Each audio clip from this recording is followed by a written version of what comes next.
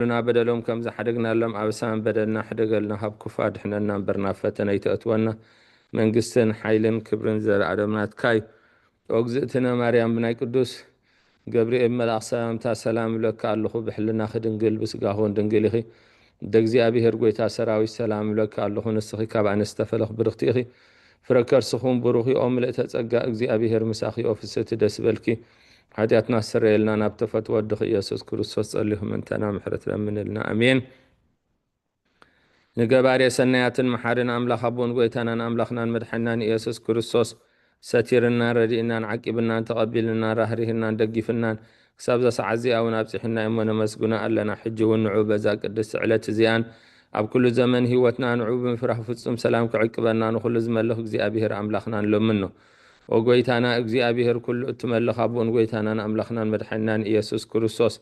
لعلو كل كنتات من تخل كنتاتنا وش تخل كنتاتنا مسقنا كالنا سلستر كان زردا كان زعقب كان نبخم سلست قبل كان سلز رهره كان ندقف كان كساب زس عزيهم سلز بصح كان نمسكنا كالنا ومفكر سب كاب سنيات كان حتى تن لمننا لنا أبزا قدس علة زي أنا بكل زمن هوتنا نعخاب بنفرح فتصم سلامكم فتصم هبنا كل قنآتهم كل فتنا كل قبر سيطان مخروف فعسبات حب انقهد زخنا من العسلان أقويتا خابيار كاب كل هزب خان كاب قدوس بوتا خان كاب زوريا زلنا يا بوتانا أرحق كل سنيات زد لنا قرن عدلنا مخنيات نسخة خاتمن من قربيتون كل حيل سألا أنك الرقص سلطان ذهب كان نهب كل خفو أدحنا النامبر لها النامبر نافتنا يتأتونا بتحد ودها قويتانا أملاخنا مدحنا إيسوس كريستوس من تفقر سبيل وزقبرو صقان محرة مساخة معرم الزخون وهاب هيوت منفس قدسن كبرن قرما وداسينا أملخون لهم كل ساعة زل ألم ألم نعخا يخون آمين أبوي مرقيتا آتيهم دو حراي أبونا كبر أبونا أبوي ملأك سلام حراي أبونا مزمور حمسان حدا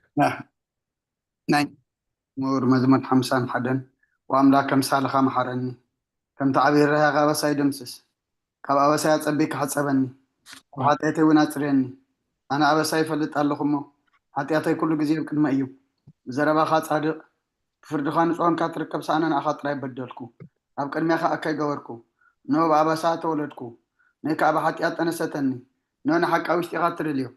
أبحوون طوم مهارني أنت خصار سوسم أزازريني كبرد قصعد حصبني تنزغت كتقينا أصمت حقوسات بحتان حقوسنا اسمعني قصقها بحطياتي كبلو نبزل أبسا يوندمسسو وأملاق صري اللي بفتر اللي صنو منفسكا ويشتحدث كاب قصقا يدربيني قدس منفسكا ونايتقدفني حقوس مدحان كاملة سلي بفقادنيا منفسون دقفني مقدرخان مفرس عمرهم إيه حتى أنا بخاكم لسو إيام وأملاق مدحاني كابدا دم أنا قفني لساني نصدق حقل الكتب لولو إياه قويتاي عافي مسكانا خنا قرس خنا فريكفت مسوعات بهب لكاني تزي كونس مقرب كل كانري مسوعات مرارا يتوقوني خمو مسوعات أملاق سور منفسيو وأملاق نسورون كت اللي بايتون غانيخا نتيم سقها سناي قبر الله مكاتيات إرسالة من دا شو موساد صدقي سحر مسوعتي بمل مسوعات بحكم لك أيو شو أم مسوي إخا أرح وقرب لك أيوم هالي لويا آمين هاليلويا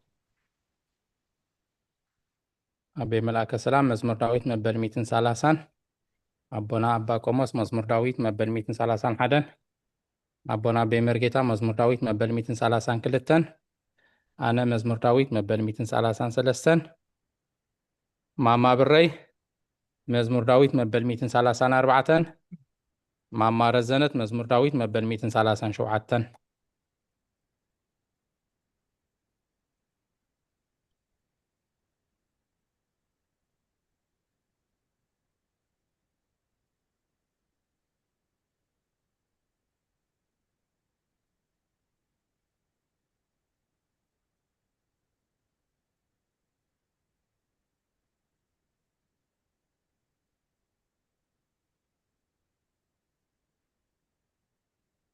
أبونا أبي ملاك السلام مزمور داويت مبل 230 شمونتن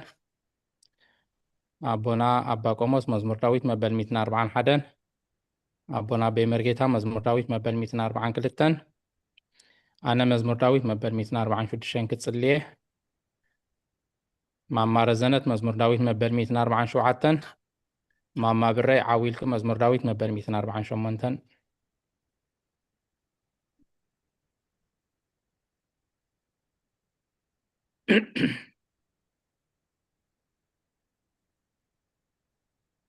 ندي كنودة 248 أو أب سكرين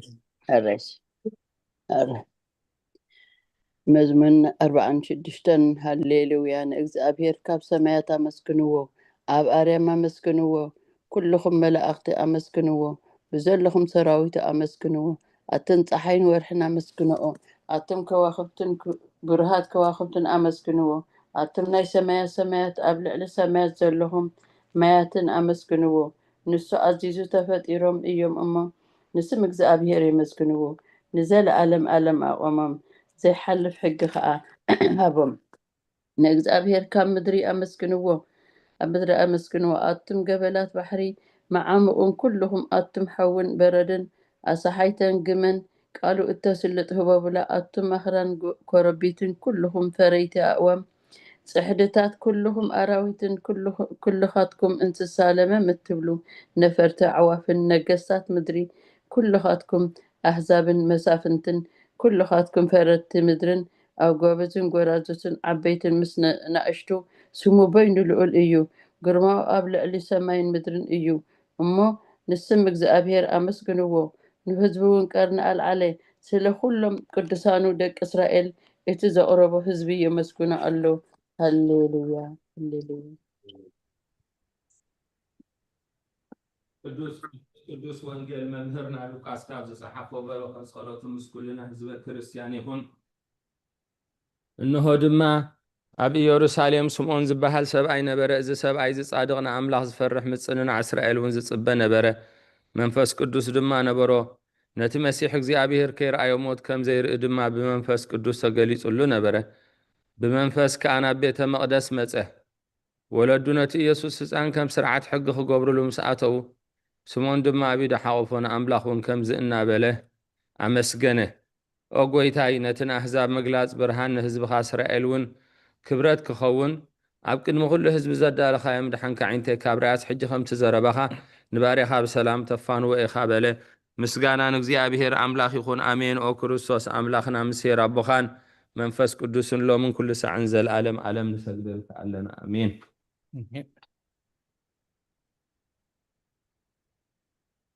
ሓውና ዲያቆን ግርማይ ካብ ክፍልታት ጸሎት እንሆ ኣብ ቅድሚ ትኹን ፈራዲ ክቐውም ተዳልየ ኣለኹ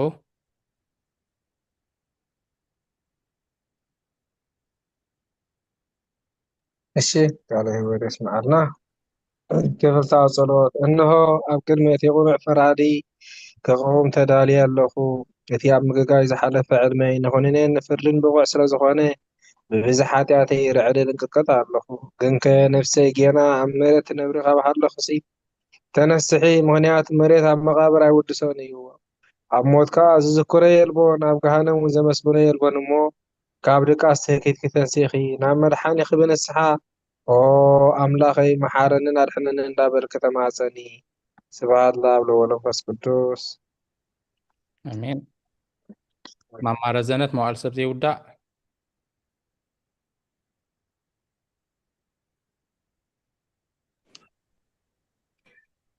መዋዕል ሰብ ዘይውዳእ እዚ ዓለም እዚ ከዓ ንዘለዓለም ዝነብር እንተዝኸውንሲ ነፍሰይ ንጹር ዝኾነ ምክንያት መሃለወኪ ነይሩ ግን ከ እቲ ጽዩፍ ዝኾነ ተግባርክን እቲ ሕማቕ እከይን ኣብ ቅድሚ እቲ ሓቀኛ ፈራዲ ምስቕላዕ ኣብ ሓጢኣት ዓራት ተሰጢሕኪ ኣብቲ ሸለልተኛን ከዳዕን ስጋኺ ከለኺ እንታይ እዩ እቲ ትህብዮ መልሲ ኦ ክርስቶስ ኣምላኺ በቲ ኣዝዩ ዘፍርሕ መንበር ፍርድኻ ስንብድ ነቲ ዘለዓለማዊ ፍርድኻ እውን ንብርከ በቲ መለኮታዊ ነፀብራቕ ብርሃንካ ይንቀጥቅጥ ኣለኹ ኣነ ሕሱም ድኑስ ኣብ ዓራተይ ደቂሰ ዘለኹ ኣብ ሂወተይ እውን ዘይግዱስ ዝኾንኩ ናይቲ ተቐባል ቀረፅ ኣብነት ብምውሳድ ኣብ ልበይ እናወቃዕኩ ኦ ኣምላኸይ ኣነ ገበነኛ እየ እሞ ይቕረበለለይ ይብል ኣለኹ ዘኒ ወዘልፈኒ ወለዓለም ዓለም ኣሜን ኣሜን መምህር ትምኒት ኦ ንጽሕቲ ድንግል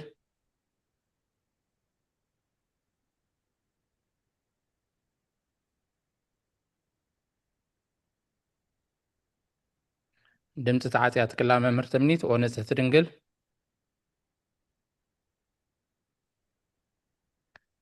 ኦ ንጽሕቲ ድንግል ናብ ባርያኺ ትቕልጡፍ ጽላል ረድኤት ክዘርጊሒ ነቲ ኣብ ሕልናይ ከም ማዕበል ዝገማጠል ክፉ ሓሳባት ካባ ያርሕቕዮም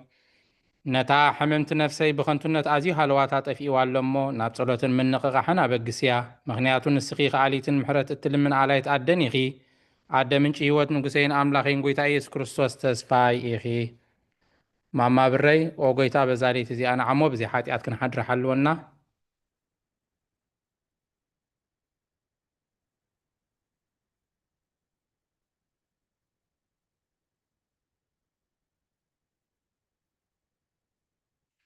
ድምፂ ተዓፅያ ትክላ ማማ ብረይ እሺ ጎይታ በዛ ለይቲ እዚኣ ንዓ እሞ ብዘይ ሓጢኣት ክንሓድር ሓልወና ኣምላኽ ኣቦታትና ንስኻ ብሩኽ ኢኻ በረኸትካ ኣዝዩ ብዙሕ እዩ ቅዱስ ስምካ እውን ንዘለኣለም ክብሪ ዝመልኦ እዩ ኣሜን ጎይታ ከምቲ ኣባኻ ተወኪልናዮ ዘለና ምሕረትካ ከምኡ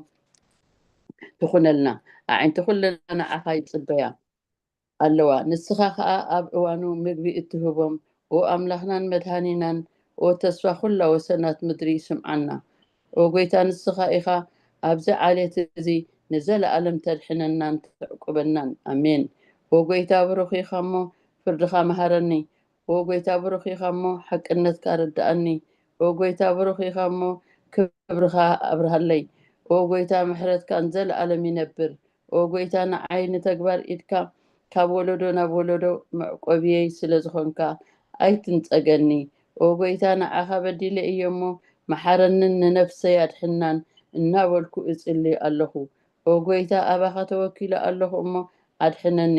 ፍቓድካ ክገብር ከዓ መሃረኒ ንስኻ ኣምላኸይ ፈልፋሊ ህይወተይ ኢኻ ብብርሃንካ ድማ ኢና ብርሃን እንርኢ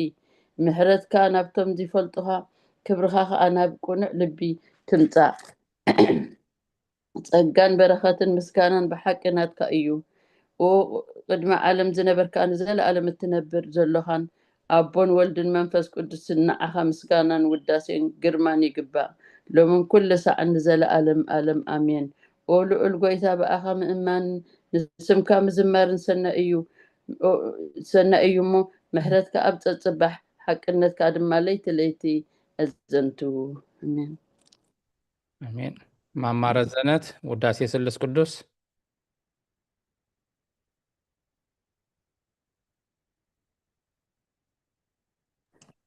ውዳሴ ስሉስ ቅዱስ ቅዱስ እግዚአብሔር ቅዱስ ኃያል ቅዱስ ሕያው ዘይመውት ካብ ቅድስት ድንግል ማርያም ዝተወልደ መሓረና ቅዱስ እግዚአብሔር ቅዱስ ኃያል ቅዱስ ሕያው ዘይመውት ኣብ ዮርዳኖስ ተጠምቀ ኣብ ልዕሊ ዕፀ መስቀል ምእንታና ዝተሰቕለ መሓረና ቅዱስ እግዚአብሔር ቅዱስ ኃያል ቅዱስ ሕያው ዘይመውት ኣብ ሳልሳይ መዓልቲ ካብ ምውታን ዝተንስአ ብምስጋና ናብ ሰማያት ዝዓረገ ኣብ የማን ኣቦኡ ዝተቐመጠ ኣብ ሕያዋንን ምውታንን ክፈርድ ከም ብሓድሽ ክመጽእ እዩ ጎይታ መሓረና ምስጋና ንኣብ ንወልድ መንፈስ ቅዱስ ሎምን ኩሉ ሰዓት ንዘለኣለም ዓለም ኣሜን ኣሜን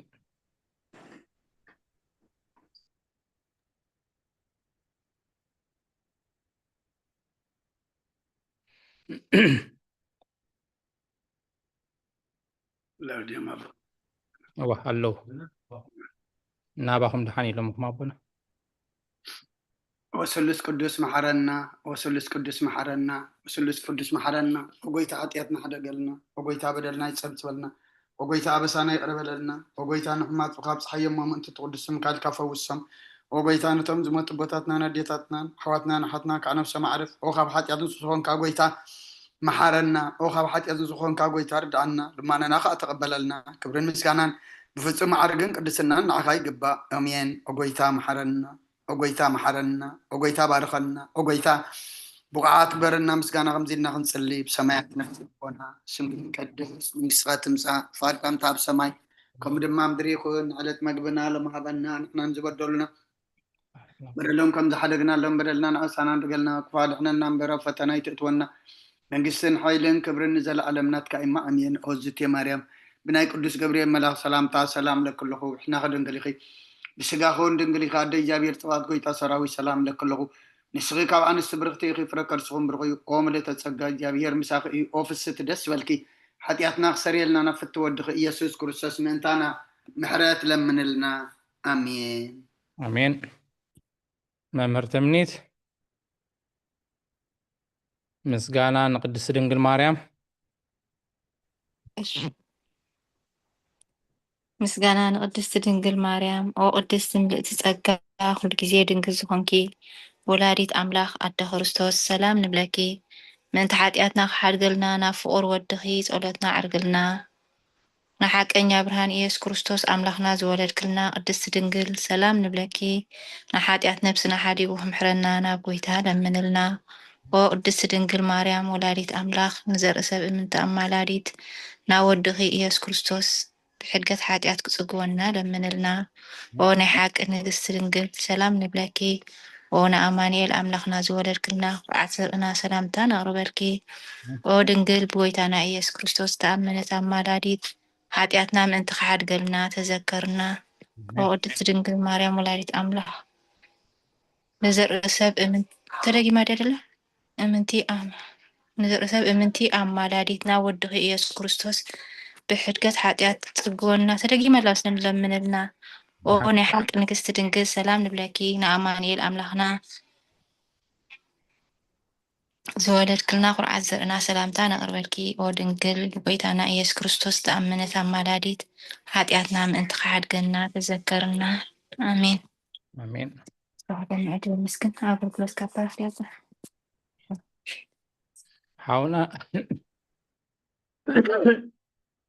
ሓውና ዲያቆን ግርማይ መእተዊ ጸሎተ ሃይማኖት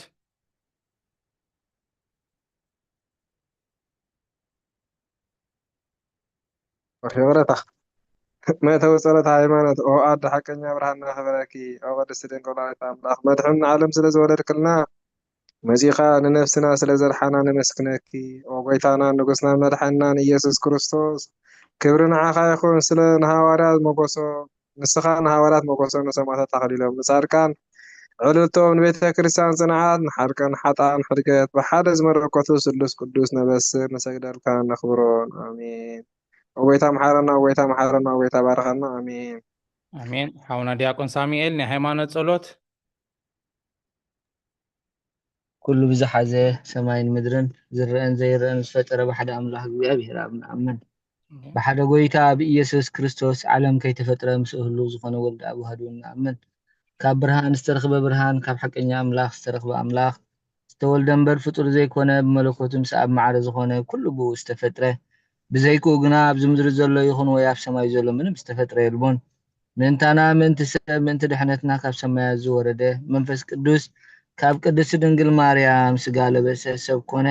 ሰብ ኮይኑ ድማ ኣብ ዘመነ ጴንጤናዊ ጲላጦስ ምእንታና ተሰቕለ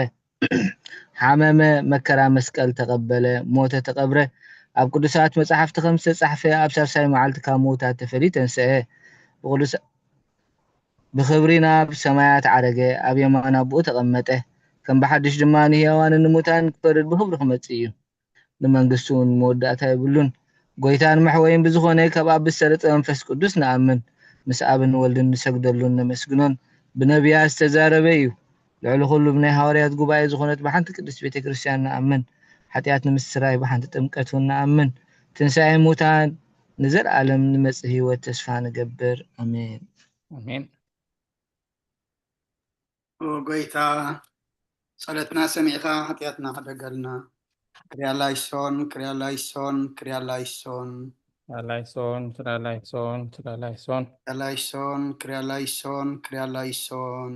ላይሶን ላይሶን ላይሶን ክርያላይሶን ክርያላይሶን ክርያላይሶን ላይሶን ላይሶን ላይሶን ክርያላይሶን ክርያላይሶን ክርያላይሶን ላይሶን ላይሶን ላይሶን ክርያላይሶን ክርያላይሶን ክርያላይሶን ላይሶን ላይሶን ላይሶን ላይሶን ክርያላይሶን ክርያላይሶን ላይሶን ላይሶን ላይሶን ክርያላይሶን ክርያላይሶን ክርያላይሶን ላይሶን ላይሶን ላይሶን ክርያላይሶን ክርያላይሶን ክርያላይሶን ላይሶን ላይሶን ላይሶን ክርያላይሶን ክርያላይሶን ክርያላይሶን ላይሶን ላይሶን ላይሶን ክርያላይሶን ክርያላይሶን ክርያላይሶን ችራላይሶን ችራላይሶን ችራላይሶን ኪርያላይሶን ኪርያላይሶን ኪርያላይሶን ችራላይሶን ችራላይሶን ችራላይሶን ኪርያላይሶን ኪርያላይሶን ችራላይሶን ችራላይሶን ችራላይሶን ኪርያላይሶን ኪርያላይሶን ኪርያላይሶን ችራላይሶን ችራላይሶን ችራላይሶን ኪርያላይሶን ችራላይሶን ችራላይሶን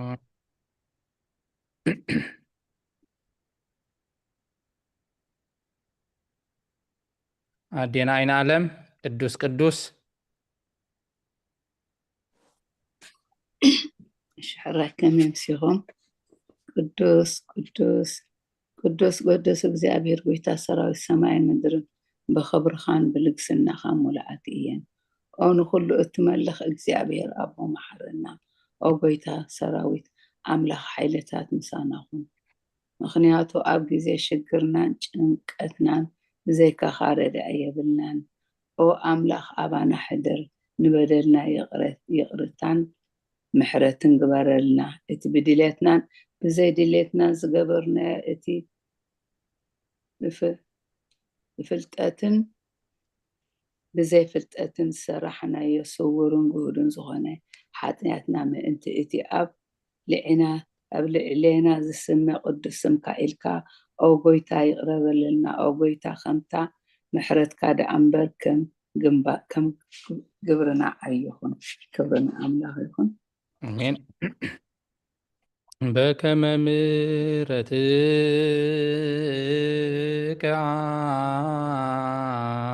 አምላክነ ወአኮበከመ አበሳነ በከመ ምሕረትከ አምላክነ ወአኮበከመ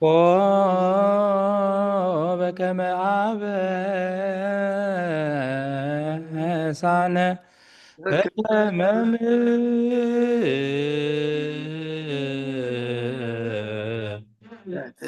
ምሕረትከ አምላክነ ወአኮበከመ አበሳነ ኦ ጎይታ ብቋዓት ግበረና ምስጋና ከምዚ ኢልና ክንፅልብ ሰማያት ትነብር ኣቦና ስምካ ይቀደስ መንግስትኻ ትምፃእ ፍቃድካ ከምታ ኣብ ሰማይ ከምኡ ድማ ኣብ ምድሪ ይኹን ናይ ዕረት እንጌራና ሎማ ሃበና ንሕና ንዝበደሉና በደሎም ከም ዝሓደግናሎም በደልናን ዓውሳናን ደገልና ክፉእ ኣድሕነና እምበር ኣብ ፈተና ይትእትወና መንግስትን ሓይልን ክብርን ንዘለዓለም ናትካ ኢማ ኣሜን። ኦዝቴ ማርያም ብናይ ቅዱስ ገብርኤል መልኣክ ሰላምታ ሰላም ለክለኹ ሕልናኸ ድንግል ኢኺ ብስጋኹን ድንግል ኢኺ ኣደይ እግዚኣብሔር ፀባኦት ጎይታ ሰራዊት ሰላም ለክለኹ ንስኹ ከዓ ዕሽቲ ብርክቲ ኢኺ ፍረ ከርስኹም ብርኹ ኦ ምልዕተ ፀጋ እግዚኣብሔር ምሳኺ እዩ ኦ ፍስቲ ደስ በልኪ ሓጢኣትና ክሰርየልና ነፍቲ ወድኺ ኢየሱስ ክርስቶስ ምእንታና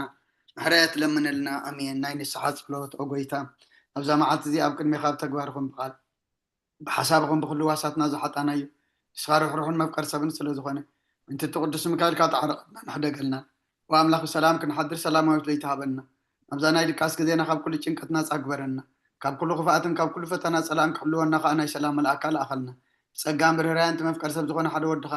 ጎይታናን ኣምላኽናን መድሓናን ኢየሱስ ክርስቶስ እቲ ብኡን ምስኡን ክብርን ውዳሴን ግርማን ዘሎካ ማዕረኻ ምስ ዝኾነ ሃይወት መንፈስ ቅዱስን ምስጋና ይግባእካ ሕጂ ንዘለዓለም ዓለምን ኣሜን አሜን።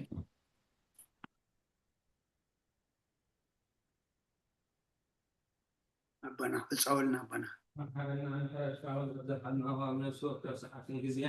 ናብ ሰማይን ምድርን ብክብሪ ዝስገደልካ ክርስቶስ እሙን ኣምላኽና በዓል ነዊሕ ትዕግስትን ብዙሕ ምሕረትን ብሰናያት ዝተመላእካ ርህሩህነቶም ኣነ ዝቐዳማዮም ሓጢኣተኛታት እውን እትምሕር ንሓጥእ ብንስሓ ተመሊሱ ብሂወት ክነብር እምበር ሞቱ ዘይትደሊ ምእንቲ ፅበዮም ዘሎ ተስፋ ሰማያት ክረኽቡ ንኩሎም ናብ ድሕነት እትዕድም ኦ ጎይታ ኣብዛ ሰዓት እዚኣ ናብ ኩሉ ሰዓታትን ልማኖና ተቐበል ሂወትና ቃናዓልና ትእዛዛትካ ክንገብር ምርሓና መንፈስና ቀድስ ስጋናን ሓሳባትና ናንፅህ ትምኒትና እውን ስመር ሕማምና ፈውስ ሓጢኣትና ሕደገልና ካብ ኩሉ ክፉእ ሓዘንን ስቃያት ድብርዳእና ብህልውንኦም ክንዕቆብ ብቅዱሳን መላእኽቲ ሓልወና ናብ ውህደት እምነት ከነምርሕ ምእንቲ ናብቲ ዘይምርመርን ዘይውሰን ፍልጠትካ ንበፅሕ ዓድለና ንስኻን ዘለዓለም ዓለም ብሩኽ ኢኻ እሞ ኣሜን። بروخ أملاخ يبارخنا نصح أملاخ ينصحنا بسماي زلو محرته وردلنا عمز زلو معاتي غنتطلنا نبل أب سمايات نبر ربنا اسمك يقدس فؤاد كهم تعب سمايكم بدما مدري يخلنا علة نجيرانا لو مهابنا نحنا نتبدلنا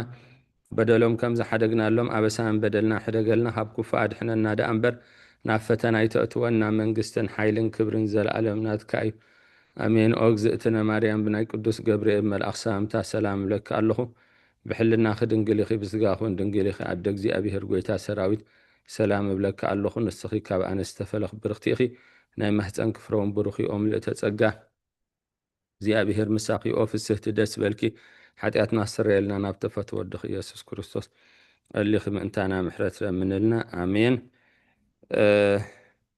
أب أخو اللغوسي دحر رئيتو قال خبل انديسب أنا تاحد تازلاتنا حسابي حجخ قلت أب جزية صولوت سي صولوت مالت انتا يومي لهم أبوتاتنا صولوت الستنا قروم سلق زي أبي هير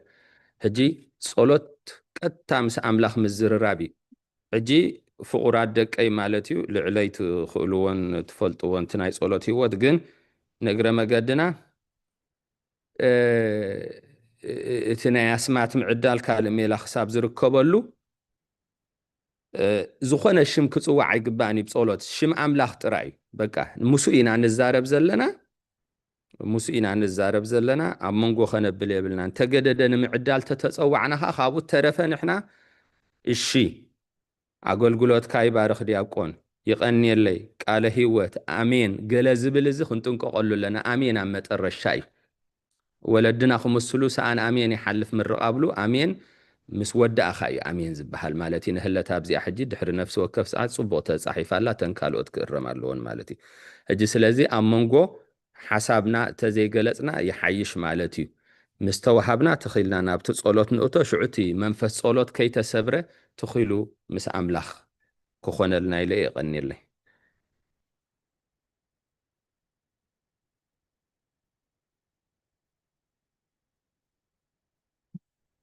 أراي سدرا እግዚአብሔር ካብዚ ብምቕጻል ንሎሚ ከም ፍቓድ እግዚኣብሔር ከምቲ ኩሉ ግዜ ኣብ ነፍሲ ወከፍ ዓርቢ ድሕሪ ቀትሪ ካብ ሰዓት 6 ፈርቓን ክሳብ 8 ፈርቓን እንመሃሮ መጽናዕቲ መጽሓፍ ቅዱስ ንሎሚ ድማ መቐጸልታ ናቱ መልእክቲ ናይ ሓዋርያ ቅዱስ ጳውሎስ ናብ ፊልሞና ክንርኢ ኢና ኣቤ መርጌታ ክሳብ ናብ መድረኽ ዝመፁ ዝዳለዉ ተንባብ ኣብ ክልተ ከፊልና ከነንብበን ኢና ካብ ጉባኤ ማማረዘነት أنا مالي መልእክቲ ጳውሎስ እሺ ኣዴና ኣይንኣለም ማማረዘነት ፊልሞና ምዕራፍ 1 ሓንቲ ምዕራፍ እያ ካብ 1 ክሳብ 11 ከተንብብልና ይኽእል ብድሕሪኡ ኣዴና ኣይንኣለም ካብ ቁፅሪ 12 ክሳብ መወዳእታ እሺ ናብ ንባብ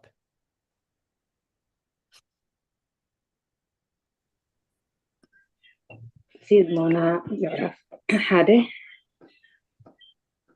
መልእክቲ ጳውሎስ ናብ ፊልሞና ጳውሎስ እሱር ክርስቶስ ኢየሱስ ጢሞቴዎስ ውን ሓውና ናብቲ ፍቁርን መዓይትናን ፊልሞን ናብ ኣጵያ ሓብትና ውን ናብቲ ምሳና ኮይኑ ዝዋጋእ ኣርኪጶስ ከዓ ናብታ ኣብ ቤትካ ዘላ ማሕበር ውን ካብ እግዚኣብሔር ኣቦና ካብ ጎይታና ኢየሱስ ክርስቶስ ጸጋን ሰላምን ይወርደልኩም ኣታሓወይ ልቢ እቶም ቅዱሳት በኣኻ ስለ ዝቐሰነ በታ ፍቕርኻ ብዙሕ ሓጎስን ህድኣትን ረኺበ እሞ እተን ንጎይታና ኢየሱስ ንኩሎም ቅዱሳንን ዘለዋኻ ፍቕርን እምነትን ምስ ሰማዕኩ ነቲ ብክርስቶስ ኣቦኹምን ዘሎ ኩሉ ሰናይ ነገር እናፈለጥካ እቲ ሕብረት እምነትካ ምእንቲ ከስልጥ ኣብ ጸሎተይ እናዘከርኩኻ ኩሉ ሳዕ ንኣምላኸይ ኣመስግኖ ኣለኹ ስለዚ እቲ ግቡእ ክእዝዘካ ብክርስቶስ ኢየሱስ ብዙሕ ትብዓት ዘለኒ ክነሰይሲ ከምዛ ዘለኹዋ ኣነ ጳውሎስ ኣረጊት ሕጂ እውን ናብ ኢየሱስ ክርስቶስ እሱር ምእንቲ ፍቕሪ ኢለ እልምነካ ኣለኹ ኣብዛ ብዛዕባ እቲ ኣብ መቐውሐይ ኮይነ ዝወለድክዎ ወደይ ኤኔስሞስ እልምነካ ኣለኹ ንሱ ቀደም ኣይጠቐመካን ሕጂ ግና ንኣኻን ንኣይን ይጠቕመና እዩ እሞ ናባኻ መዲሰዮ ኣለኹ ቃልዮት ኣስማዕልና ከም ልበይ ጌርካ ተቐበሎ ኣነ እኳ ካብ መቃወሐይ ስለ ወንጌል ኣብ ክንዳኻ ኮይነ ምእንቲ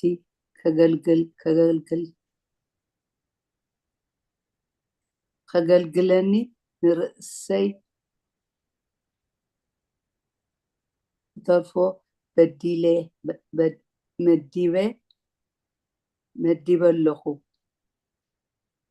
መዲበ ነይረ ግናኸ እቲ ሰናይ ግብርኻ ብፍታው እምበር ከም ብግዲ ምእንቲ ኸይከውን ብዘይ ፍቓድካ ሓንቲ እኳ ክገብር ኣይፈተኹን እቲ ንሱ ሽዑ እተፈልየካ ምናልባሽ ንሓዋሪ ምእንቲ ክትረኽቦ እዩ ዝኸውን ደጊምሲ ካብ ባርያ ዝበለፀ መናዳ ንዓይ ክንደይ ግዳ ኣብዚሑ ንዓኻ ብስጋን ብጎይታን ከም ፍቁር ሓዉ ክትረኽቦ እምበር ከም ባርያ ኣይኮነን እምበኣርሲ ከም ሓዊ እትርእዮኒ እንተኮንካስ ከም ነፍስኻ ጌርካ ተቐበሎ ከም ነፍሰይ ጌርካ ተቐበሎ ግናኸ ገለ በዲሉካ ወይስ ተዓዲዩካ እንተኮይኑ ኣባይ ቁፀሮ ኣነ ጳውሎስ ብኢደይ ፀሓፍክዎ ርእስኻ እኳ በዓል ዕዳ ኢኻ ከይብለካ ኣነ እፈድዮ እወ ኣታሓወይ ኣነ ካባኻ ብጎይታ እጥቀም ብክርስቶስ ልበይ ይቐስለለይ ሕልፊ እዚ ዝብለካ ዘለኹ ከም እትገብሮ ፈሊጠ ከም እትሰምዓኒ እውን ኣሚነ እየ እዚ ዝፅሓፍኩልካ ምሳና እዚ እውን ብፀሎትኩም ኣነ ክወሃበኩም ተስፋ እገብር ኣለኹ እሞ ስፍራ ሓዘለይ ኤጲስፋስ ብክርስቶስ ኢየሱስ ነተኣስርተይ ከምኡውን እቶም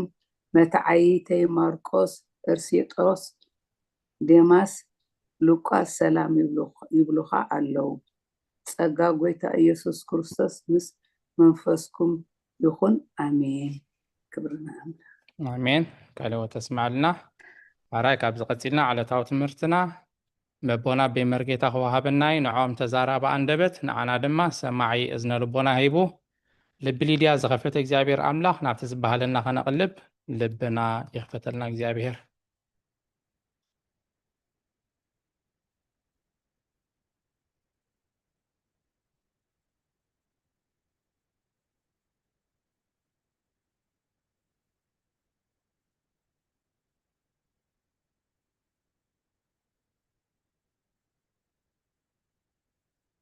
ከመይ ውዒልኩም ህዝቢ እግዚአብሔር ካብቲ ዝተፈላለናሉ ግዜን ሰዓትን ክሳብ ሰዓት ብድሓነ ሰላም ዓቂቡ በዚ ቅዱስ አገልግሎት ክንሳተፍ ንዝረዳእና ዝደገፈና ልዑለ ባህሪ ፈጣሪና አምላከ ቅዱሳን ናይ ባህር ምስጋና ይብፅሓዮ ንኩሎም በዚ ሰዓት እዚ ኣብ ፀበባ ኣብ ፀገም ኣብ ሽግር ንዘለው ራህዋ ሰላም ቅሳነት ዕረፍቲ ይሃቦም ኣብ ቤት ማእሰርቲ ንዘለው ምውፃሕራ ይፍጠረሎም ብሞት ስጋ ንዝተፈሊና ገነት መንግስተ ሰማያት ሃገረ ቅዱሳን የዋርሶም ኣብ መሪር ሓዘን ንዘለው ከዓ ደበሳ ቅዱሳን ይደብሶም ንኩላህና ከዓ ዘስተውዕለ ኣእምሮ ሂቡ መወዳእታና ተፀብቐልና ከምዚ ሓውና ዲያቆን መሓሪ ክገልጸልና ፀንሐ ንሎሚ ከም ፈቃድ እግዚኣብሔር እንሪኦ መልእኽቲ ሃዋርያ ቅዱስ ጳውሎስ ናብ ፊሊሞና ኢና ክንርኢ እዚ ምዕራፍ እዚ ሓደ ይቕረታ ኣቦና ሸራ ይኮነን ኣሎ هراي أبوناي هراي እግዚአብሔር ይደግፍኩም أبوناي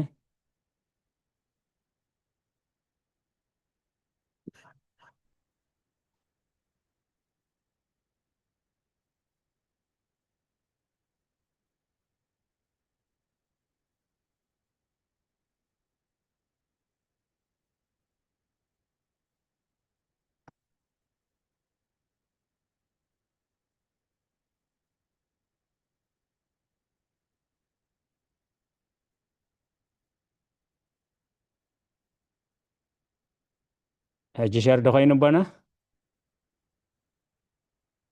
هو بنا هو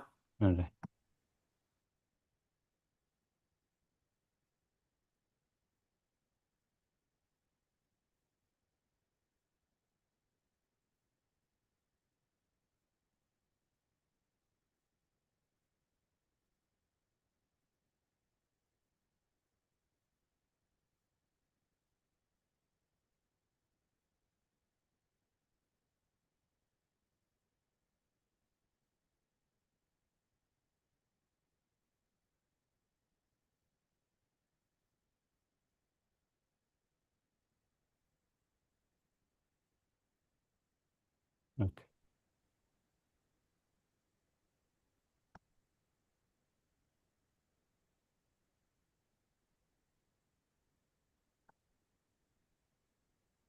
في إلا ماليش بنا هو شكرا ثاني حسي هو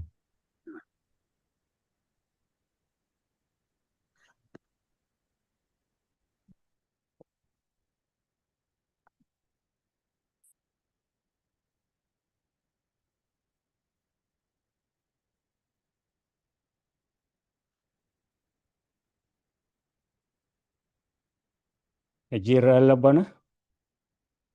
هو متسيلا إيش هراي سلقالات وجزابير استمسجنا يهون ملقتي هاري قدس باولوس ناب فيليمونا حدا معرف يزلوا كسب عسران حموشان تقصتات كايبصح كمتي كنببلنا نسمعو صنحنا إذا ملقت زي كاب حدا حساب سلسته تقصتات زلب مأتوي بزعباتي مصحف كاب 4 حساب 10 حدا زلو هاري قدس باولوس ناب فيليمون ناي متببعن ناي مسغانان يصحف كاب قداي كيشلو خنو هراي كاب 12 حساب 22 هواريا لمانو هواريا قدس باولوس ني وابلعني زلو فيليمونا بزعبا أبونا ميتا يكون تنال قريتا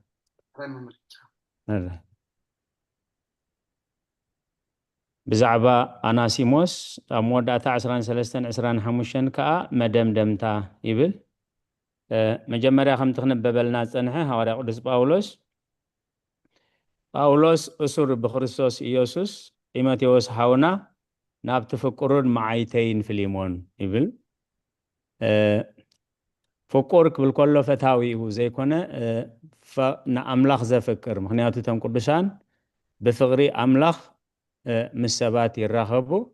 باتن احنا هنحد حدنا نقبرو فقرها مس أملاخ نراخب كما إلى ما بوتات ترجمة ما زلو ناب فكرون متعايتين فيليمون فكر زبلا زلو مفكر أملاخ سلازخونين باتي نأملاخ نفكرو مسابات نراخب باتنا نحد حدنا نفقرو فقرها مس أملاخ نراخب لازم جمري أب مأتوي كصحف كله أولوس أسر كريستوس إيسوس تيموتيوس حاونا تيموتيوس أقول له مسؤوبة بيت ما أسرت مالتي ناب تفكرون متعايتين فيليمون مجمري صحف الله خلو مالتي ناب أبيا حبتناون ناب تمسانا خوين زواجا أكريبوس كا ناب تا أبيت كازلا محبرون ስለዚህ ኣብዚ መምህርቲ ማርያም ሓውና ተርጊሞም ከም ትቅድም ሰዲዶም ልና ኣለው ኣስማት ክጥቀሱ ከለው ከመይ እንታወት እዮም ዞም ኣስማት ዝጥቀሱ ቅድሚ ሕጂ እንድሕር ርኢናዮም ኮይና ኣበይና ረኺብናዮም ቅድሚ ሕጂ ዘይረኸብናዮም እንተኮይኑ ከዓ ነቲ ምስ ድሕሪኡ ዘሎ እናነፃፀርና ንሪኦ ማለት እዩ ኣብ ፊልጵስዩስ 4:17 ክፅሕፍ ከሎ መወዳእታ ንኣክሪጶስ ከዓ ነታ ብጎይታ ዝተቐበልካያ ኣገልግሎት ንምፍፃማ ተጠንቀቕ በልዎ ዝብል ኣብ ግዚኡ ስፍሕ ዝበለ መግለፂ ገይሮምልና ነይሮም ሓውና መምህርቲ ማርያም ስለዚ ካብ እግዚኣብሔር ኣቦናን ካብ ጎይታና ኢየሱስ ክርስቶስን ጸጋን ሰላምን ይውረድኩም ኢሉ ካብ 1 ክሳብ 3 ዘሎ ኣብዚ ይውድእ ማለት እዩ ጸሓፊ ሐዋርያ ጳውሎስ ኣብ ጥቕሳ 1:9-19 ተጠቂሽሎ ጸሓፊ ምዃኑ ማለት እዩ ተቐባሊ ናይቲ ጽሕፈት ወይ ተቐባሊ ናይቲ መልእኽቲ ፊሊሞን ኣባል እታ ኣብ ቆሎስየ ዝነበረት ቤተ ክርስቲያን ኣብቲ ግዜቲ ከዓ ተቐባል ጋሻ ይነይሩ እዩ እዚ ተቐባል ጋሻ ዝበሃል ኣብ ወንጌል ሉቃስ ብዛዕባ ሕያዋይ ሳምራዊ ናብ በቐበል ኣጋይሽ ወሰዶ ይብል ማለት እዩ እግዚአብሔር መስገን ኣብ ሃገርና እውን ኣብ ገለ ክፋላት ወይ ኣውረጃታት ወይ ዞባታት እንዳእተበሎ ዝበሃላሉ ማለት እዩ እዚ እንዳእተበሎ እታ ዓዲ ቀውዒ ኣዋፂኡ እኽሊ ይህቦሞ ዝኾነ ጋሻ ዓመት ሙሉእ ይቕበል ማለት እዩ ስለዚ ዝኾነ ጋሻ ኣሕድሩና እንተዳኢሉ እንዳእተበሎ ኺዱ እንዳኽስቶ ወይ ኣርእዮም ስለዚ እዚ ኣብቲ ግዜቲ ከዓ ተቐባል ጋሻ ወይ ተቐባል ኣጋይሽ ነበረ ዝብል ካብቲ መጽሓፍ ቅዱሳዊ ዝተወስደ እቶም ኣጋይሽ ምሕደሪ ከይስእኑ ወይ ድራር ከይስእኑ ምእንቲ በቲ ክርስቲያናዊ ሕብረተሰብ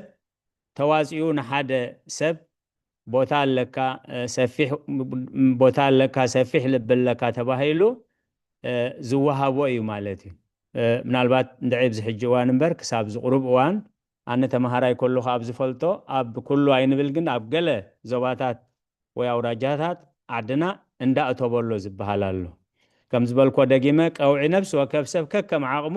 መቐበል ኣጋይሽ ኢሉ ነቲ ስድራ ይህቦ እቶም ስድራ ተመሪቖም ኣብ ባይቶ ዝተቐበሉ ከዓ ዓመት ሙሉእ ኣጋይሽ ይቕበሉ ማለት እዩ መወከሲ ቁፅሪ 1-2 ከምኡውን ቆሎስየ 4:17 ኣቐድማ ቢልና ጠቂስናያ ፀኒሕና ቁፅሪ 2:5-7 ብስብከትን ትምህርትን ሐዋርያ ጳውሎስ እምነት ክርስትና ተቐቢሉ ኣጵያ ኢልዎ ዘሎ ኣብ ቁፅሪ 2 ኣጵያ ሰበይቱ እያ ንመን ንፊሊሞና ኣክሪጶስ ከዓ ወዱ እዩ ኣናሲሞስ ሓደ ካብቶም ዝሃደሙ ባሮት ፊሊሞን እዩ ነይሩ እዩ ፊሊሞን ከምኡውን ኣገልጋሊ ቆፂሩ ብዙሕ ሕድሪ ሂብዎ ነቲ ሕድሪ ጠሊሙ ግን ናብ ካልእ ከይዱ ኢሉ ናብ ሮሜ ኸደ ኣብኡ ከዓ ንሐዋርያ ጳውሎስ ረኸቦ እሞ ብክርስቶስ ኣመነ ኢሉ እግዚኣብሔር ካብ በላዓይ ብልዕ ዘውፅእ ኣምላኽ ስለ ዝኾነ ዋላ ንጎይትኡ ጠሊሙ ወይ ብዙሕ ነገር ገይሩ እንተኸደ እግዚአብሔር ግን በቲ ክፉእ ዝመስል ብኡን ካልእ ዝመስል ገበናትን ኣብ እስር ቤት ምስ ኣተወ ምስ ሐዋርያ ጳውሎስ ኣብቲ እስር ቤት እዮም ዝራኸቡ ማለት እዩ ስለዚ ኣብቲ እስር ቤት እዩ ከዓኒ ብወንጌል ምሂሩ ክገልጾ ከሎ እንታይ ኢልዎ ዘሎ ኣብ መቑሐይ ዝወለድክዎ ናይ ሓቂ ወደይ እዩ ዝብሎ ንኣናሲሞስ ናብ ፊሊሞና ክፅሕፍ ከሎ ማለት እዩ ኣብ ቅድሚ ሐዋርያ ጳውሎስ ኣዝዩ ይፍቶ ነበረ ኣዝዩ ጠቃሚ ምዃኑ ድማ የረጋግጽ ነበረ እዩ ሐዋርያ ጳውሎስ ንኣናሲሞስ ኣብ ሮሜ ምቕማጡ ቁኑዕ ኮይኑ ኣይተሰምዖን ናብ ፊሊሞና ድማ ሰደዶ ኢሉ ንዓይ ኣብ ክንዳኻ ኣዝዩ ይጠቕመኒ ምክንያቱ ፊሊሞና ናይ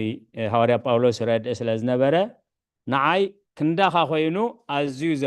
ከገልግለኒ እኳ እንተደለኹ ግን ምሳይ ክሕዞ ኣይደለኹን ምክንያቱ ነቲ ዕርቂ ክፍፀም ደሊዎ ማለት እዩ ንስሕኡ ሙሉእ ክኸውን ምእንቲ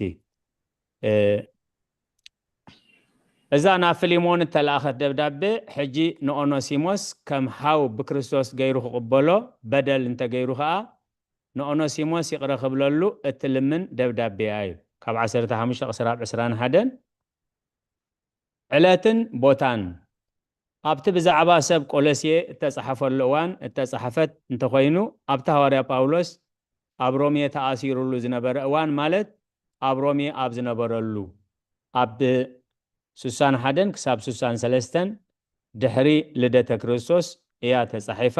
ክበሃል ይከኣል ኢሉ ካብ ሮሜ ተጻሒፋ ልክ ኣብቲ ግዜቲ ንሰብ ቆሎስየ ተጻሕፈትሉ መልእኽቲ እያ ተጻሒፋ ኢሉ ቁጽሪ 1 ልክዕ ከምቲ ንሰብ ቆሎስየ ኣብ እስር ቤት ኮይኑ ዝጸሓፎ ንናይ ፊሊሞን ደብዳቤ ብሰንሰለት ኣብ ተኣስረሉ እዋን እያ ተጻሒፋ ኢሉ ቁጽሪ 1 10 13 23 ብዛዕባ መቃውሑ ይገልጽ ኢሉ ቁጽሪ 2 ጢሞቴዎስ ኣብ ክልቲአን ደብዳቤታት ምስ ሐዋርያ ጳውሎስ እዩ ነይሩ ቆሎስየ 1:1 ሳልሳይ ኤጳፍራስን ማርቆስን አርስቶርኮስን አርስጢርኮስን ዴማስን ከምውን ሉቃስን ኣብ ክልቲአን ደብዳቤታት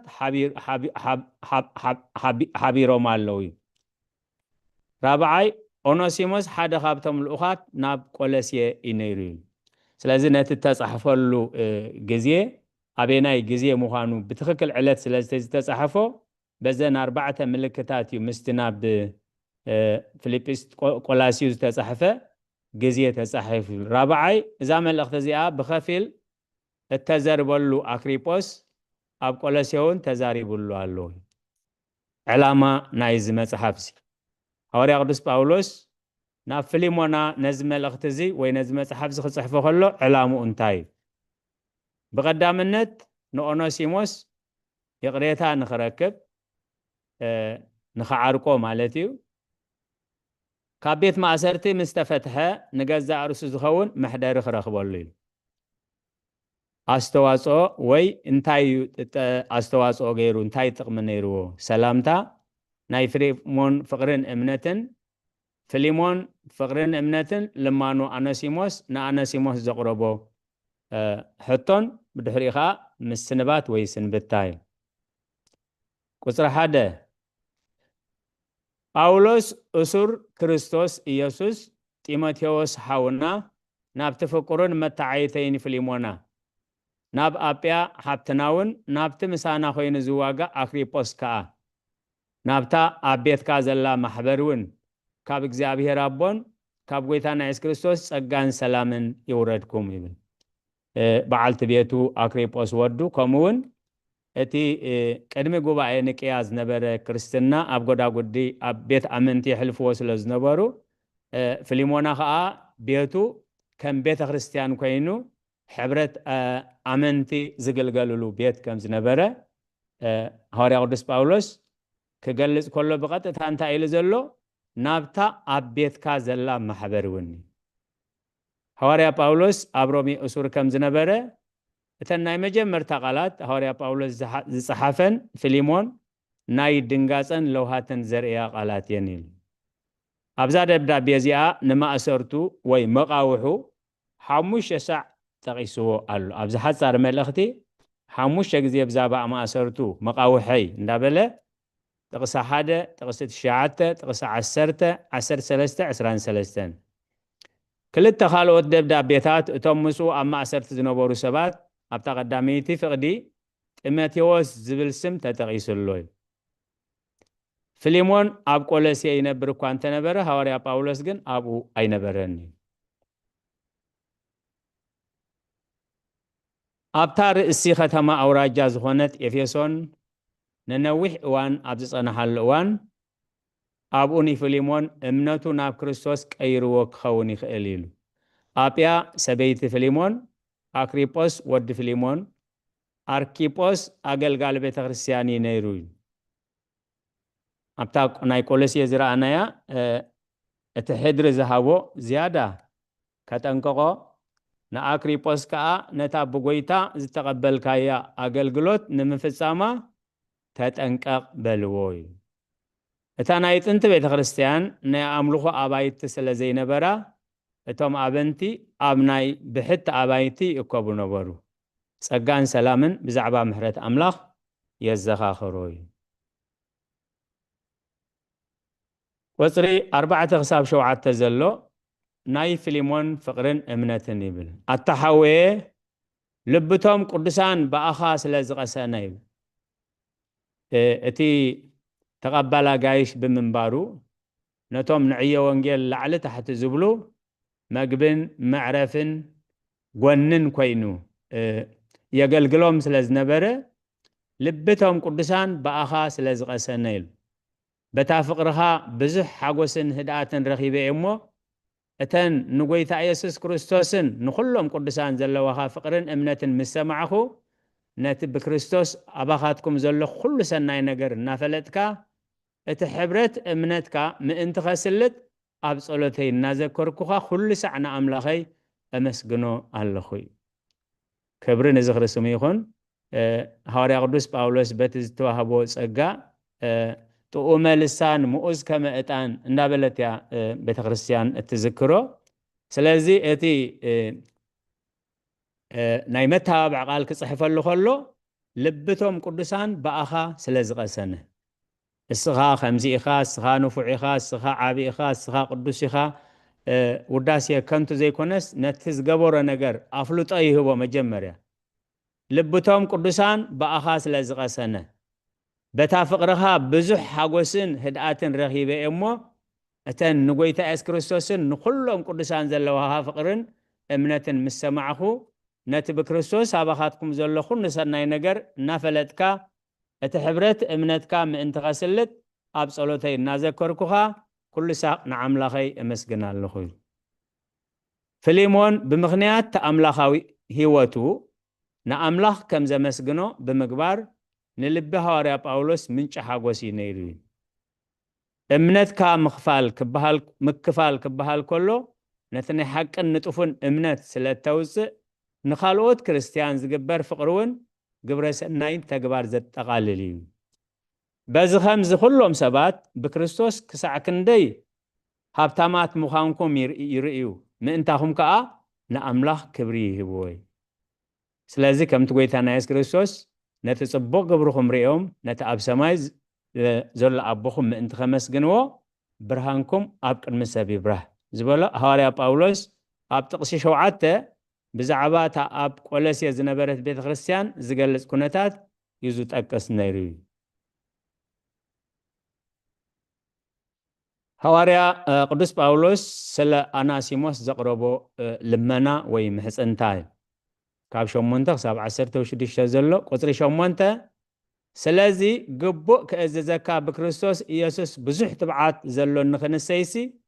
ከምዛ ዘለኽዋ ኣነ ጳውሎስ ኣረጊት ሕጂ እውን ናይ ኢየሱስ ክርስቶስ እሱር ምእንቲ ፍቅሪ ኢለ እልምነካ ኣለኹ። ኣብ ካልኣይ መልእኽቲ ሐዋርያ ኣብ ካልኣይ መልእኽቱ ናብ ሰብ ቆሮንቶስ ኣብ ምዕራፍ 5 ቁፅሪ 11 ክሳብ 21 ዘሎ ብዛዕባ ኣገልግሎት ዕርቂ ከመይ ገይሩ ነቲ ዕርቂ ክርስቶስ ኣባቶም ሓዲሩ ነበርና እሞ ብኡ ገይሩ ይቕረበለሎም ዕርቂ ብገዛእ ርእሱ እናገበረ ከም ዝበለ ካብዚ ዕርቂ እዚ ተበጊሶም እቶም ናይ ዕርቂ ኣገልግሎት እቲ ዝዓርቕ ሰብ ስልጣን ኣለኒ ክእዝዘካ ይኽእል ይብሎ። ክእዝዝ ይኽእል እየ ኢሉ ግን ሕጂ እውን ናይ ኢየሱስ ክርስቶስ እሱር ምእንቲ ፍቅሪ ኢለ እልምነካ ኣለኹ። ኩሉ ግዜ ዝዓርቕ ሰብ ንፀርፊ ይኹን ንድኻም ድልው ኮይኑ ናብቲ ክብሪ ኣምላኽን ናብቲ ውፅኢት ናብቲ ዕርቂ ንኽጥምት ሐዋርያ ቅዱስ ጳውሎስ ነቲ ዝፀሓፉ ኣገልግሎት ዕርቂ ከመይ ዝመሰለ ኣብ ዕርቂ ዝነጥፉ ኣገልገልቲ ከመይ ዝመሰለ ባህርያት ክህልዎም ከም ዘለዎም ሓደ ዓበ ኣብነት እዩ ማለት እዩ። ሐዋርያ ከም ምዃነይ ብእምነትካ ከተባብዓካ ብክርስቶስ ወደይ ስለ ዝኾንካ ዝበቅዕን ዝጠቅምን ክእዝዘካ መሰል ኣሎኒ ገናኸ ምእንቲ ፍቅሪ ምልማን እምበር ብትእዛዝ ክመፅእ ኣይደለኒ። እቲ ናይ ዕድመ በዓል ፀጋ ሐዋርያ ጳውሎስ ንፊሊሞን ከይትንክፎ ኢሉ ብዕድመ ዝደፍአን ንወንጌል ዘገልግልን ኣገልጋሪ ክርስቶስ ከም ዝኾነ ገይሩ እዩ ننفسو أقربوا حجون ምእንቲ ጎይትኡ ዝሳቀ ዘሎ እሱር ባርያ ክርስቶስ እዩ ቁጥሪ 10 ብዛዕባ እቲ ኣብ መቃውሒ ኮይነ ዝወለድክዎ ወደይ ኣነሲሞስ እልምነካ ኣለኹ እቶም ናይ ፍረ ሰባት ፍረ እምነት ኣብ ዝኾነ ይኹን ኣብ ማእሰርቲ ስለ ዝኣተወ ካብ ኣምልኾ ኣብ ማእሰርቲ ስለ ዝኣተወ ካብ ኣገልግሎት ኣብ ማእሰርቲ ስለ ዝኣተወ ካብ ፍረ ዓዳ ይወዓለኒ ስለዚ ኸኣይ ንህይወቱ ፍሉይ ዝገብሮ ኢሉ ብዛዕባ እቲ ኣብ መቃውሒ ኮይነ ዝወለድክዎ ወደይ ኣናሲሞስ እልምነካ ኣለኹ ስለዚ ኣብቲ ተኣስረሉ እዋን መዓስ ኮን የውፅኒ ስለምንታይ ኣሲሮምን እንዳበለ ዘማርር ታራ እሱር ዘይኮነስ ነቲ ኩሉ መጻሕፍቲ ክጽሕፍ ዕድል ዝረኸበውን ኣብዚ ቤት ማእሰርታት ኮይኑ ብዙሕ መልእኽታት ጽሒፉ ብዙሓት ሰባት ከዓ ኣብቲ ቤት ማእሰርቲ ካብ ዘይምእማን ናብ እምነት ካብ ገበነኛታት ብንስሓ ናብ ብሉጻት ኣገልገልቲ ከም ዝልወጡ ገይሩ ሓደ ካብኦም ከዓ ኣናሲሞስ እዩ ስለዚ ክብል ከሎ ብዛዕባ እቲ ኣብ መቃውሒ ኮይነ ዝወለድክዎ ናይ እምነት ወደይ ኣናሲሞስ ይብል ቁጥሪ 11 ንሱ ቀደም ኣይጠቐመካን እዩ ኣፍልጦ ይህቦ ነቲ ዝተበደሎ በደል እቲ ዝዓርቕ ሰብ ትድሕሪ ባይታ ክፈልጦ ብጣዕሚ ኣገዳሲ ማለት ስለዚ ኣብኡ ስለ ዝረኸቦ ንዓይ እንታይ ከም ዝገበረኒ ንዓይ ጠሊሙ ገንዘበይ ዘሚቱ ኸይዱ ስለ ዘይፈለጠ እዩ ዝፅሕፈለይ ዘሎ ከይብሎ ምእንቲ ነቲ ዝተበደሎ በደል ነቲ ዝተወፅዖ ወፅዓ ኣፍልጦ ይህቦ ንሱ ቀደም ኣይጠቐመካን እዩ ሕጂ ግና ንዓኻን ንዓይን ይጠቕመና እሞ ናባኻ መሊሰዮ ኣለኹ ኣብ ቁጥሪ 12 ከም ልበይ ጌርካ ተቐበሎ እዩ ክብሪ ነዚ ክርስሙ ይኹን ቀደም ኣይጠቐመካን ኣሚንካ ንብረትካን ዕዮኻን ገዛኻን ሂብካዮ ጠሊምካ ዘሚትካ ኸይዱ ትማሊ ባርያ ኢነይሩ ኢሉ ባርያ ንብረት ኢሉ ሕጂ ግን ብክርስቶስ ሓውኻ ኮይኑ እዩ ዝመፅእ ዘሎ ሕጂ ግና ንዓኻን ንዓይ ይጠቕመና እሞ ናባኻ መሊሰዮ ኣለኹ ከም ልበይ ጌርካ ተቐበሎ ሃዋርያ ቅዱስ ጳውሎስ ክመጽእ ከሎ ከም ሓላፊኡ ከም ዓብይ ናይ ኣምላኽ ሰብ ናይ ኣምላኽ ሃዋርያ ብኽብሪ ይቕበሎ ስለ ዝነበረ ሕጂ ካብ ተመልሰስ ኢሉ ከምኡ ዓይነት በቲ ናይ ሓሳብ ስጋ ከይቅበሎ ምእንቲ ከም ልበይ ጌርካ ተቐበሎ እዩ ሃዋርያ ጳውሎስ እስር ኣብ ዝነበረሉ እዋን ንኦነሲሞስ ናብ ክርስቶስ ከም ዝኣምን ገበሮ ኤጳፍራስን ኦነሲሞስን ኣብ ሮም የተራኸቡ ኤጳፍራስ ከዓ ንኦነሲሞስ ናብ ሃዋርያ ጳውሎስ ኣምፂዎ ኣብ ፊሊሞን እምነት ብምጉዳል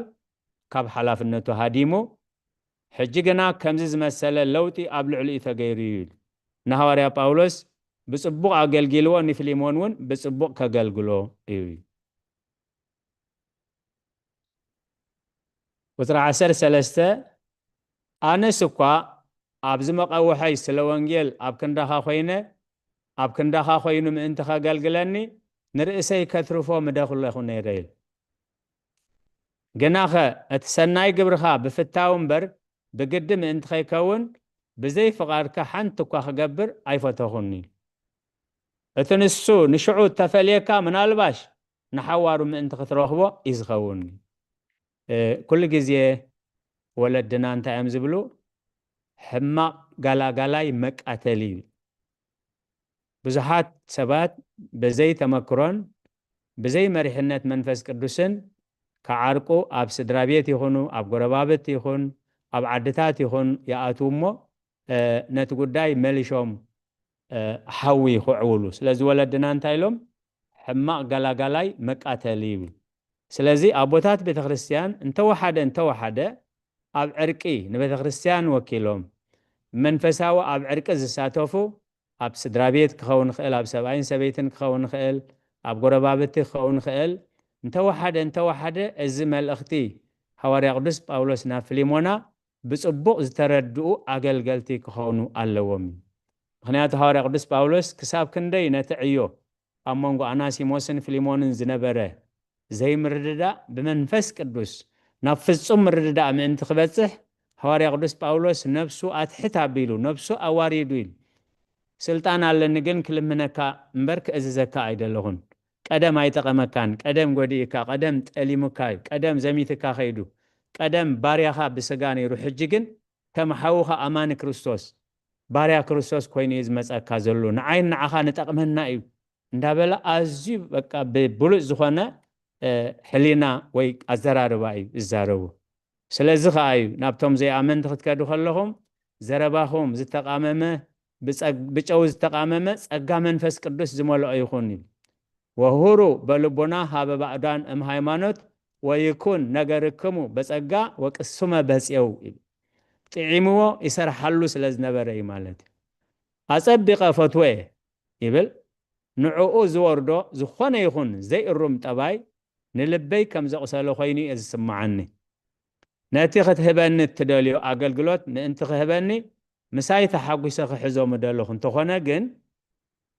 ከምዚ ዝኣመሰለ አገልግሎት ዘቅርብ እንተኾይኑ ብናፃ ፍቃድ ፊሊሞን ክኸውን እየ ዝደልዮ ዘለኹ ምናልባት እዚ ፍቃድ አምላኽ ክኸውን ይኽእል እምነቱ አጽኒዑ እሙን ሓጋዚ ክኾነካ ንዘለዓለም ከአምሳኻ ክነብር ይኽእል እዩ ቁፅሪ 16 ደጊምሲ ካባርያ ዝበለፀ ምናዳ ንዓይ ክንደይ ግዳ ኣብዚሑ ንዓኻ ብስጋን ብጎይታን ከም ፍቁር ሓው ክትረኽቦ እምበር ከም ባርያ ኣይኮነን ስለዚ ትቅድም ዝነበሮ ባርያ አገልጋሊ ኮይኑ ነይሩ ሕጂ ግን አማን ክርስቶስ ባርያ ክርስቶስ ኮይኑ ተነሲሑ እዩ ናብ ፊሊሞን ዝመልሶ ዘሎ ሕጂ ደረጃኡ ተቀይር እዩ አገልጋሊ ክርስቲያን ሓው ብፍላይ ንዓይ ፍቁር እዩ ከመገልጋሊኻ መጠን ግዝያውን ምድራውን መገዲ ምሳኻ ርክብ ኣለዎ ስለዚ ንላዕሊ ግን ካብዚ ንላዕሊ ግን ሕጂ ብክርስቶስ ሓውኻ ኮይኑሎ ክልቲኡ ዓይነት ምትእስሳር ናባኻ ከም ዝቐርብ ክገብረካ ኣለዎ ወንጌል ንክርስቲያን ጎይቶት ብስነ ምግባርን አካላውን ድሕነት አገልግለቶም ተሓተቲ ከም ዝኾኑ ይገብሮም ስለዚ እቶም ጸጋ ዝሃቦም ጎይቶት ክርስቲያን ንክርስቲያንን ንኻልእ ዘይ ክርስቲያንን ብስነ ምግባር ክሕዙ ንድሕነቶም ወንጌል እንታይ ገብሮም ተሓተቲ ይገብሮም ቁጥሪ 17 እምበኣርሲ ከም ሓው እትርእየኒ እንተኾንካዩ ብጣዕሚ ዝገርም ከም መምህርካ ከም ሓላፊኻ ከም መንፈሳዊ ኣቦኻ ክብሎ ይኽእል ማለት ግን እንታይ ዝብለ ዘሎ እምበኣርሲ ከም ሓው እትርእየኒ እንተኾንካስ ኢሉ ከም ነፍሰይ ጌርካ ተቐበሎ ኣብ ቁጥሪ 17 ከም ሓውኻ ብክርስቶስ ተርእኻኒ ስልጣኑ ፍልጠቱ ደረጃ መንፈሳዊ ማዕርጉ ክጥቀም አይደለየን ፍትሕት ኢሉ ነቲ ዕርቂ ብፍጹም ዕርቂ ክኾነሉ እዩ ፐብሽኖዳ ቅድስንኦም ምስ ኩላህና ይኹን እንታይ ኢሎም ብሂወት ክትነብር ተደሊኻስ ከም ጓህሪ ኣብ ታሕቲ ኩን እምበር ከም ትኪ ኣብ ላዕላ ኣይትኹን ከም ጓህሪ ኣብ ታሕቲ እንተሃሊኻ ክትህሉ ኢኻ ሓደ ካልኣይ ከተምውቕ ኢኻ ሳልሳይ ከተብስል ኢኻ ራብዓይ ክትበርህ ኢኻ ስለዚ ከም ጓህሪ ኣብ ታሕቲ ኩን ከም ትኪ ኣብ ላዕሊ ትኾንካ ግን ክትበንን ኢኻ እግዚአብሔር ይቅራ ይበለልና ስለዚ ኣዴታትና ዓባያትና መንፈስ ቅዱስ ዘምሃረን ከምዚ ሕጂ ጋዝን ክርቢትን ከይመፀኸሎ ከም ሓንሰ ሰራው ዝኣመሰሉ ሓዊ ደጉለን ንሰሙን ንክልተ ቀነ ከም ዝፀንሕ ይገብርኦ ማለት እዚ መንፈስ ቅዱስ ዝምሃረን ሓዊ ጓህሪ ክሳብ ክንዲ ዝፀንሕ ማለት ስለዚ ኣብ ቁፅሪ 17 ኢና ዘለና እንታይ ዝብል እምበኣርሲ ከም ሓው ትርእየኒ እንተኾንካ ኢሉ ኣነ መምህርካ ኣነ ሓላፊኻ ኣነ ሰባኺኻ ኣነ ኣበነስሓኻ ገለ ክብሎ ይኽእል ነይሩ ማለት እንታይ ዝብል ዘሎ ግን ከም ሓው ማለት ከም ኣማኒ ናይ ክርስቶስ ብክርስቶስ ሓውኻ ምዃን ትርእየኒ እንትኾንካስ ከም ነፍሰይ ጌርካ ተቐበሎ ግና ኸኢሉ ሕጂታ ኣፍልጦ ማለት እዩ እቲ ዝዓርቕ ኣቐዲሙን ተቐይስወሎ እቶም ዝዓርቁ ሰባት እንድሕር ኣብኡ ከሎ ግደፎ ኢሎሞ እቲ ዝተበደለ ሰብ ይቕረ ክብል ይሽገር እዩ ምክንያቱ ሲ በደለይ ስለ ዘይፈለጡ ወፅዓይ ስለ ከይሰምዑ ከምዚ ዓምፂፆምኒ ከምዚ ስለ ዝብል ደጊሙ እንታይ ዝብሎ ዘሎ ኣብ ቁፅሪ 18 ግናኸ ገለ በዲሉካ ወይስ ተዓዲግካ እንተኮይኑ ኣባይ ቁፀሮ እዩ ስለዚህ ከምዝ መሰለ ተዋፋይነት دحان زتفق جنزب كات أفيو زتفق كبرها روماي تدفيريو دحان بقى زي كونس أنا كخفلة بقى تستعديك تزوج سدل كان نبرد أنا بعل داخل أنا بعليك خفلك كاي أسلزي عرقي كساب كندي زي واقع زحتت مخان هوريا قدس باولوس بكبر مهيرنا مالتي بفلاي أبزلنايو زبنكا إذن قلقلوت عرقي مهمينو زلو كمزنه هاريا قدس باولوس بمنفسن بحلينان بمريحنت منفس قدس سلا زي بقس منفساويان حزوه علماويان حزوه اندا تقادد يخيد مالت اب قصر 10 شعته انا باولوس بايده يصحفكو رئيسها اكو بعل عداي اخا كيبلكا انا افديو سلازي از دبدابيزي انا بعلي يصحفه سلازي ب تيموثيوس إلا أخ بزتلا أخ إلا أخ بعلي صحف له رجس أنياء نتي أناسيموس زت فالكان نبرتن كبرن أنا بعل عداخة أنا كخف لكاي أتوم تحتو كريستيان شقالون كي ترفو أبا قلقلوت بصوتكم زخون غيركا يوم زي الرأي سلازي كم تنعي غيركا تقبل أن غيركا تقبل انت أتالي لكا أناسيموس نيفليمون سريعو هاديمو نيروي بزخونا يخون مقادي انت بدي لكا نزي صحف زيك كم وحسنات قبره ملوع عدميو كخافللو ايه حواري باولوس نفليمون نايقزا رؤسو دحنات كم زلوو بحياونات عزاخاخرو ازخا نفليمون انصار اناسيموس زخونا يخون سقمتي نخي وسد حق زوي قصر عسرة هو التحوي أنا خابخا بقويتا تكم بكريستوس لبا يقصنا اللي قصر عسران حدن حالفاز زبلكا زلوخو خم تقبر فليتا كم تسمعنون أمين إيه الصحاف كل كاي قصر عسران كلتن مسناي زون بسألتكم أنا خوهابكم تسفا قبر لهمو سفرا حزلي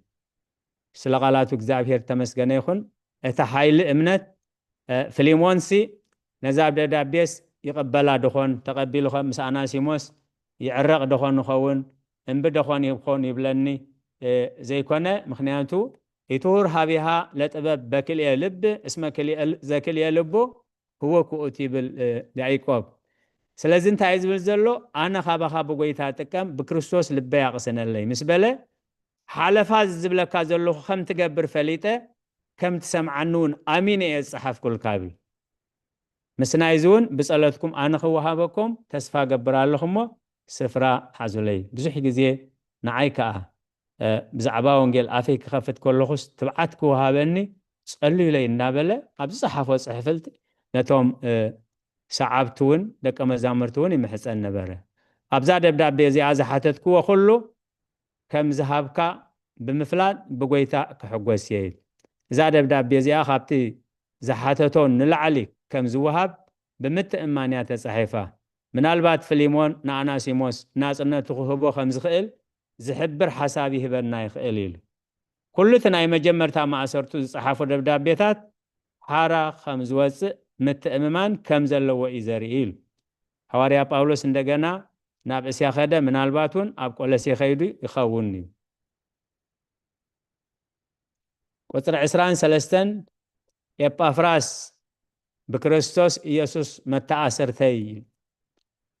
ابت بيت معسرتي مسبع علمن كم زنبربت اسر بيت كندي سبات بيونجل كم زولده يبقى فراس بكريستوس يسوس متأثرتي قطر عسران 4 كمون توم متعيتي ماركوس أرسطركوس ديماس لوقاس سلام يبلو خالو قصر عسران حموشن مدمدم تمالتيو صقا غويتانا إيس كريستوس مس منفسكم يخون امين ኤጳፍራስ ምናልባት ንቤተ ክርስቲያን ቆለስየ ጀሚርዋ ክኸውን ይኽእል እዩ መተኣሰርተይ ዝበሎም መተዓይቱ ብምዃን ምስ ማእሰርቲ ሐዋርያ ጳውሎስ ተጸምበሩ ማርቆስ ሐዋርያ ማርቆስ ወንጌላዊ አርጠርኮስ መቄዶናዊ ኣብ ግብረ ሐዋርያት 27:2 بسفح رئينايو ديماس عبد كالاي تيموثيوس معرف 4:10 تتقيسلو عبد ناي مجمريا مستم عبيت هواريات مسبع الماركوس تتقيسو أبز حج كالاي تيموثاوس 4 جن أب كتما تسالونكي مسبصها بفقر عالم تتأليفو ندحريت زتملسايو ديماس سنز عالم أفكروا تأليمون مسبولو بدحريو ديماس تنسي حزب الآي تصحفن أبقى الأملاخ ولا أبناء مسحف تبوتاتو ناي تتقسن كابز خمزو يدحننا خابتهم قدمي نيروم دحريت سخونو كابتم هيوت رخيبهم زطفو حدا إيديماس مالتين لوقاس هواريا لوقاس وانجيلاوي أب قولسي 14 زياتهم كلهم أب قولسي 4 كاب 10 تتقيسهم زلو يوم مبل كبرن مسغانا اغزابير املاخ يخون نقال اغزابير صنيلكم سلسمعكم أب تقبروا صلوت كل اغزابير اسمعكم سبحات لاغزابير لول ولا ولاديت دنجل ولا مسكلو كبر امين سلقالاتو اغزابير استمسكنا يخون ناي مزمور غزينا اخيل الله منالبات نمزمور زتدالهم بفلايكا قدم حجي زميركم زيت فلتو زميركن زيت فلتا ادميا نهبينا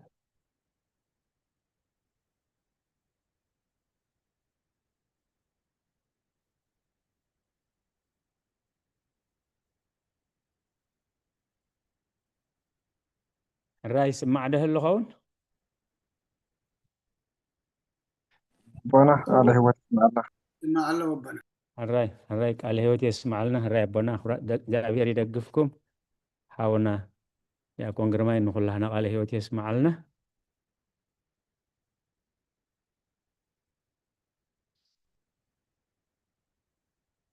الرأي مزمور نقول لنا زملكات بفلاي جن كدم حجي زميرنا زين فلت لو ما عنتي بمزمورنا أملاخ كمسجن بمزمور كبر أملاخ كجلس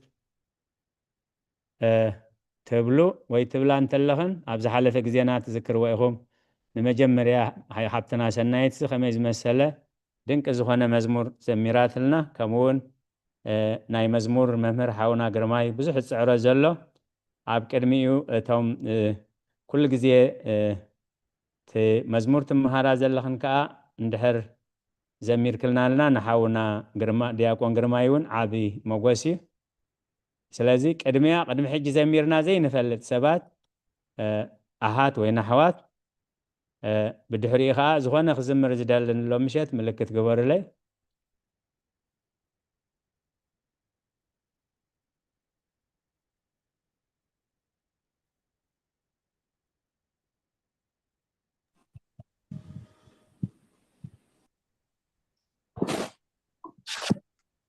يدي زمرت ديالي سايتدا لكم دنك فتنا أنا بنا هراي رزنة حبتنا هراي شي سبو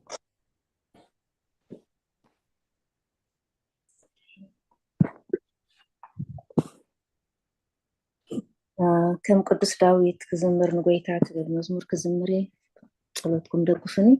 صلات قدسان محرت أملاخ السلام عليكم قدس أملاخنا كم قدس داويت كزمر نقويتا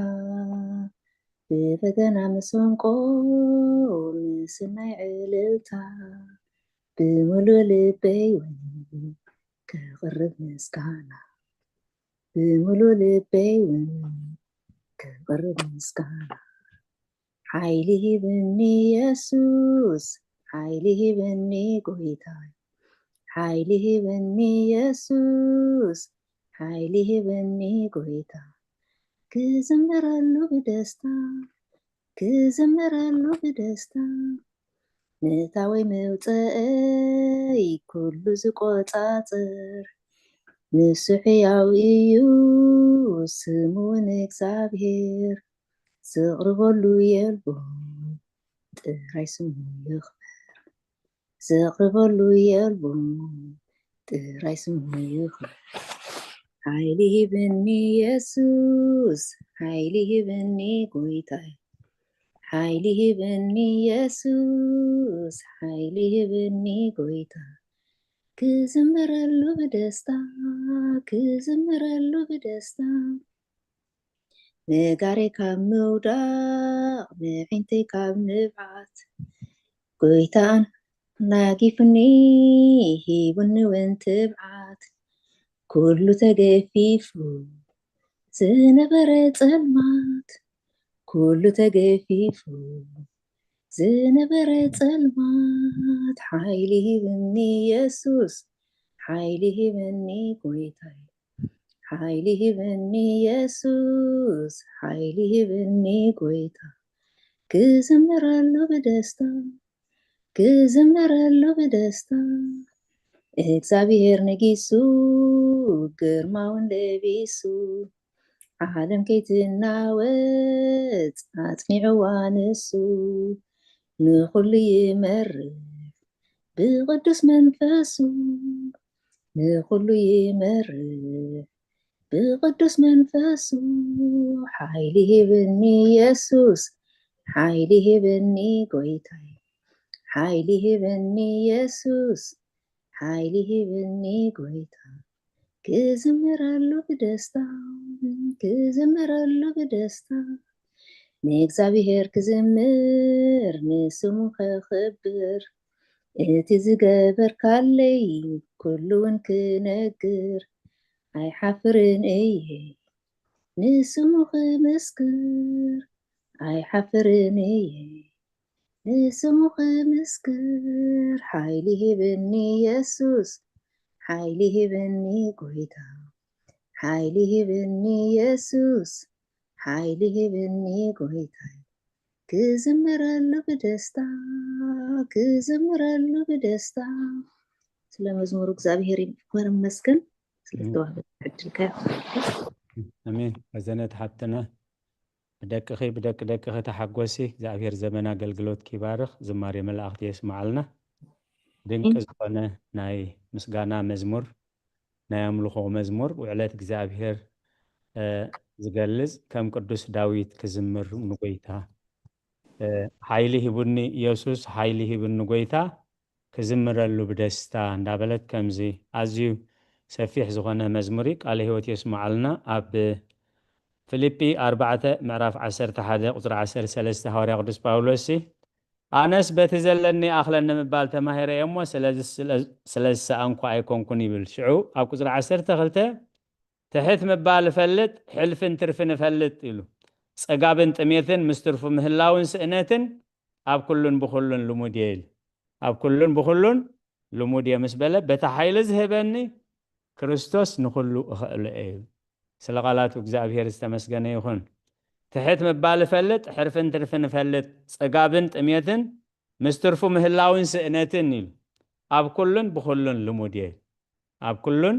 ብኩሉን ልሙድ ኢል ነዚ ኩሉ ግን እንታይ እታ ምንጪ ከምታ ሓብትና ረዘነት ሓይሊ ሂብኒ ኢየሱስ ሓይሊ ሂብኒ ጎይታ ክዝምረሉ ብደስታ ዝበለቶ በቲ ሓይሊ ዝህበኒ ክርስቶስ ንኩሉ እኽእሎ እዩ ስለ ቃላቱ እግዚአብሔር ዝተመስገነ ይኹን ሕራይ ካብቲ መዝሙርና ኩል ግዜ መዝሙርና እንታይ ይብል ኣሎ ተቀዳሚቲ መዝሙርና በትክክል ትንዝምሮኹን ትንሰምዖ ክንርድኦ መዝሙርና እንታይ ዝብል ዘሎ ካልኣይ ምንጪ ናይ መዝሙርና እንታይ እዩ ሳልሳይ ከዓ ንዓና ሕጂ ነቶም ንዝምር ነቶም ንሰምዕሲ እንታይ ዝመዝሙር ምስ ህይወትና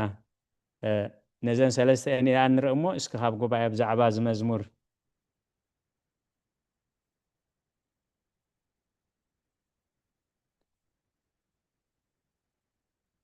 ሕራይ ናብ ጉባኤ ብዛዕባ ዛ መዝሙር ተዋሓደ ክልተ ጥቕሲ ገርና ምስታ ዝጠቐስክዋ ሰለስተ ጥቕሲ ገርና ናብ ትርእስትና ክንከይድ ኢና እንታይ ኣስተንቲና ሓብትና ረዘነት ክትዝምር ኮላሲ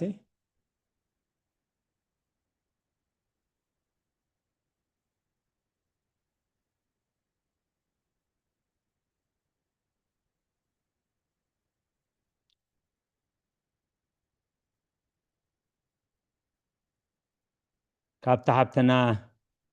ሕራይ እሺ ንቐፅል እንታይ ኣስተንቲና ካብዚ መዝሙር ናይ ሓብትና ረዘነት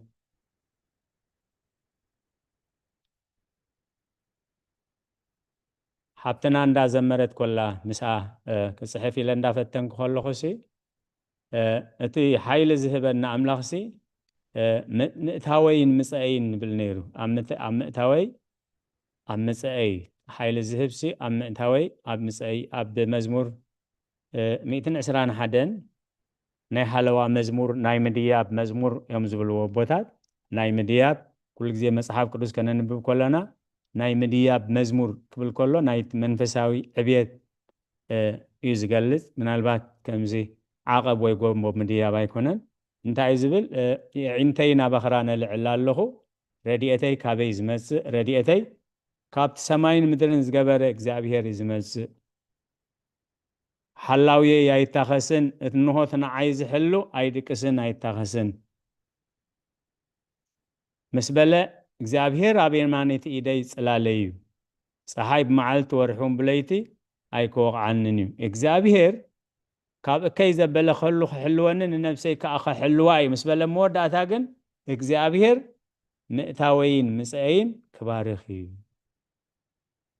مزمور داويت 121 يعينتي نابخرانا لعلا له ناي مدياب صلوت نالبات ابوتات وان نغو قداسي خاطو خلو خابتن زميرو من قداسي زدالو مزموري مالت الراي كالوت انت دخل ابنا الراي እግዚአብሔር ይደግፍኩም አቦና الراي تنبيت إساياس معرف 41 قطر 10 مساخا أيامو أي تفرح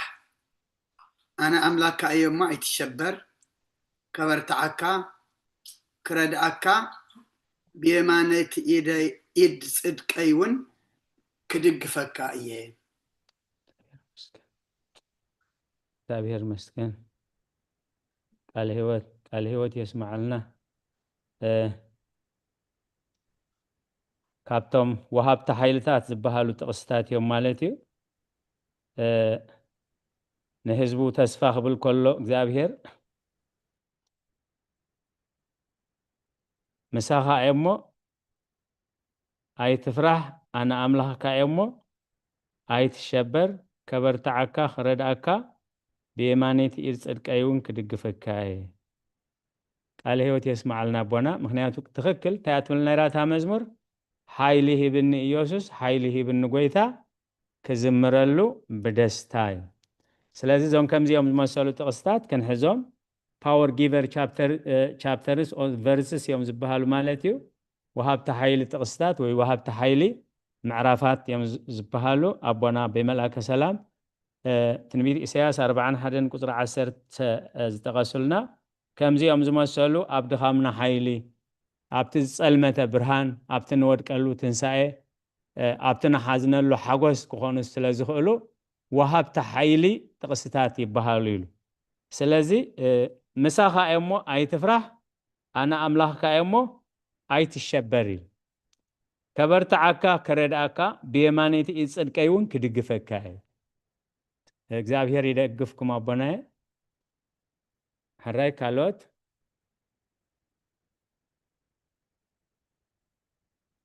كابتا مزمورنا سمعنا مزمور اتي بلح سبكت يمزبلو ولدنا مزمور بلح سبكت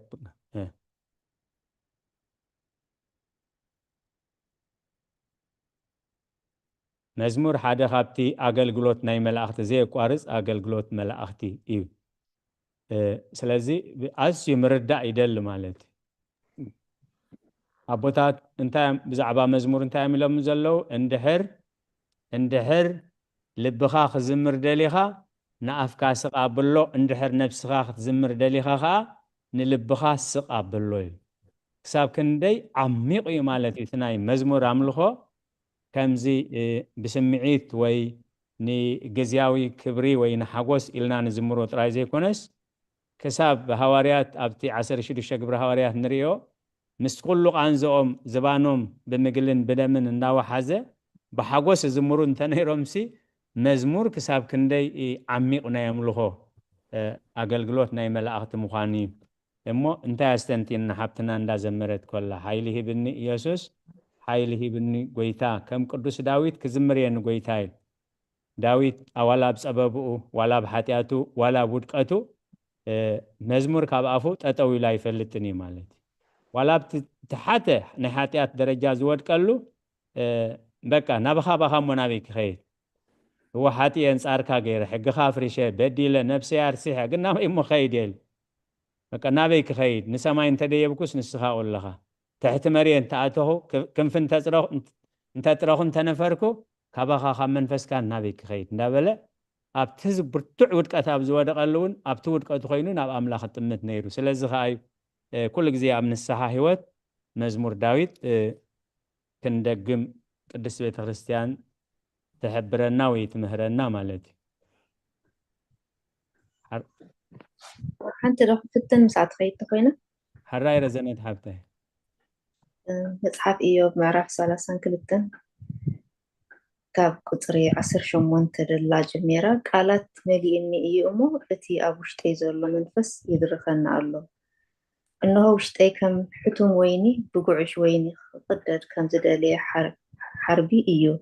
كزارب أمو كتنفس كنافري كفيتس كملسي مستحيل هي بني قيتات خيط خونا هو أصبغة أمبر تخيل أصبغة تخيل እግዚአብሔር መስገን ተአውሽጥ ዘሎ መንፈስ ይድርኸን ኣሎ ተአውሽጥ ዘሎ ከም ሕቱም ወይኒ ብጉዕሽ ወይኒ ከም ዝቅደድ ከም ዝቀረበ ሓርቢ እዩ ክዛረቡ እሞ ከስተንፍስ ከናፈረይ ከፊተስ ክምልስ እየ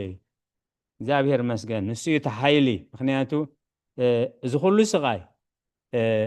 10 ደቁ በሓደ መዓልቲ ኩልን ጥሪቱ በሓደ መዓልቲ ገዝኡ በሓደ መዓልቲ ኩሉ ፈሪሹ ነፍሱን እንዳተቀንዘወስ عراقي كم حسن ولاديتي وسين عراقي كأنا محسن مريت كملسيه እግዚአብሔር ሀብ እግዚአብሔር ካወሰደ ስም እግዚአብሔር ይባረክ ይሉ አብትናይ ጸበባ አዋን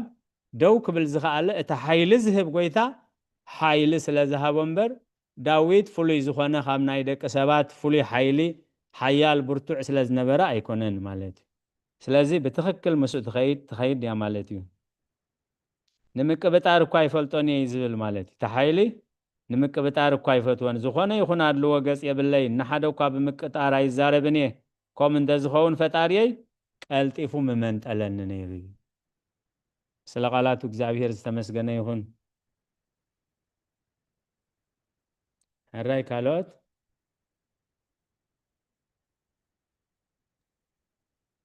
አበና አለሁ ሳሚ هراي ሰማሐዊ መዝሙር ዳዊት 27 صاد حدا እግዚአብሔር ብርሃነይን መድኃነይን እዩ ካብ መንዳይ ዝፈርህ እግዚአብሔር ኃይል ህይወተዩ ካብ መን ይስንብት ቃል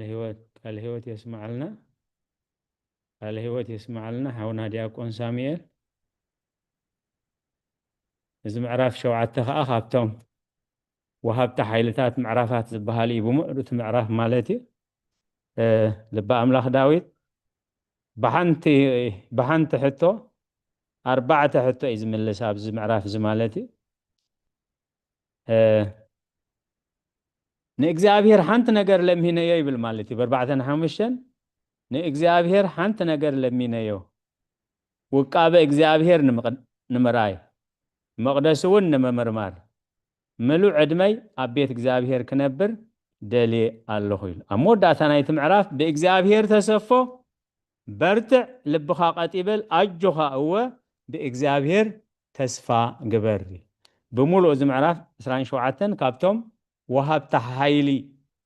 تحيلي معرفات كابز بهالو معرافي مالت سلقالاتو እግዚአብሔር استمسقنا يخون من البات دحري لكم زاتكم وي زاتخن انتليخن لومي كم فقاد እግዚአብሔር ملغتي هواري قدس باولوس ناب فليمون إنا كنرئي أمسينا حدا معرف ترى يزلو 25 تقستات هلو كاب حدا كساب 3 زلو بزعبا اتي ني فليمون كصحف له خلو فقرن متعيتي بغيتاي لو يغلصو كاب 4 حساب 7 زلو بزعبا ني فليمونا صحف له صحفت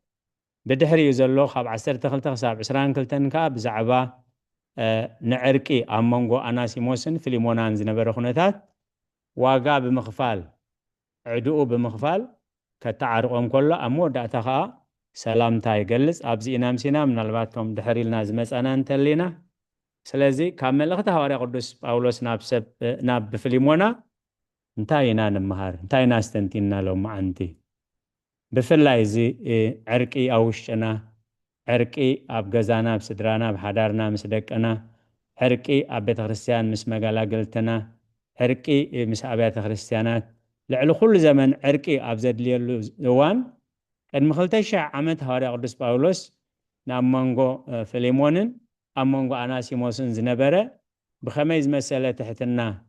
بخميز مسألة أفلتو نايت قداي كساب عداخ خفلون كي ترفه قدفلا زي كونس أنا بعليك خفلك عز وسدل كان برد النابلة كما يجيرو خمسة عرقو أبقى قلوت عرقي توحدتهم نقدس بيت خريستيان وكيلهم بحلنا بمنفس قدوس تدريهم أب عرقي زوافرو عرقتي نزناي هواري قدس باولوس نا فيليمونا صبو غيرهم كردو يقبا يبلو بوتاتنا أب الزراربانا أب تعقستنا أب نخافلو نوفيو جزين عداتاتون انتلو هو مو سريحو خفلكا دحان سريحات كفلكا وحس غيركا تعيش مسدد دامبر مو دحر خندي عامت كخفلو بزح جزي زارب باولوس جن مخنياتو نسنا زربا يكونن هوري قدس باولوس قد مخلتا شه عامت ليتن معالتن اندا قلقلسي جزا تخاريب روما ينبر نيريل كميز مسألة هواري خمز نبره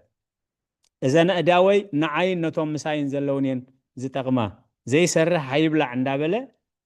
بكل أب كل بتحبره تسب زي ساتف عبيني أملاخ سب نيرو سلازة عابت مرتنا إنا عنا لومي أبا قلقلوت عركي أبتوم نعرق أنقول لها نامالتي هراي لومي زي أستنتينا نبلوخ أبزي معراف زي من البات نحنا انتلنا أملاخ انتفقدو أبز مس قبائنا ناب ملغة هواري قدس باولوس ناب إبراويان كنسجر سلازخونا لومي أبز إزي لوما أستنتينا ويزا عبارها اللين كنبلوغ تحتو وتدالين تلي أتي بغربا زملس برديات منفس قدوس نملسو زي تملس خان مساحفتنا بوتاتنا حاتيتنا أبز مس نملسو مالت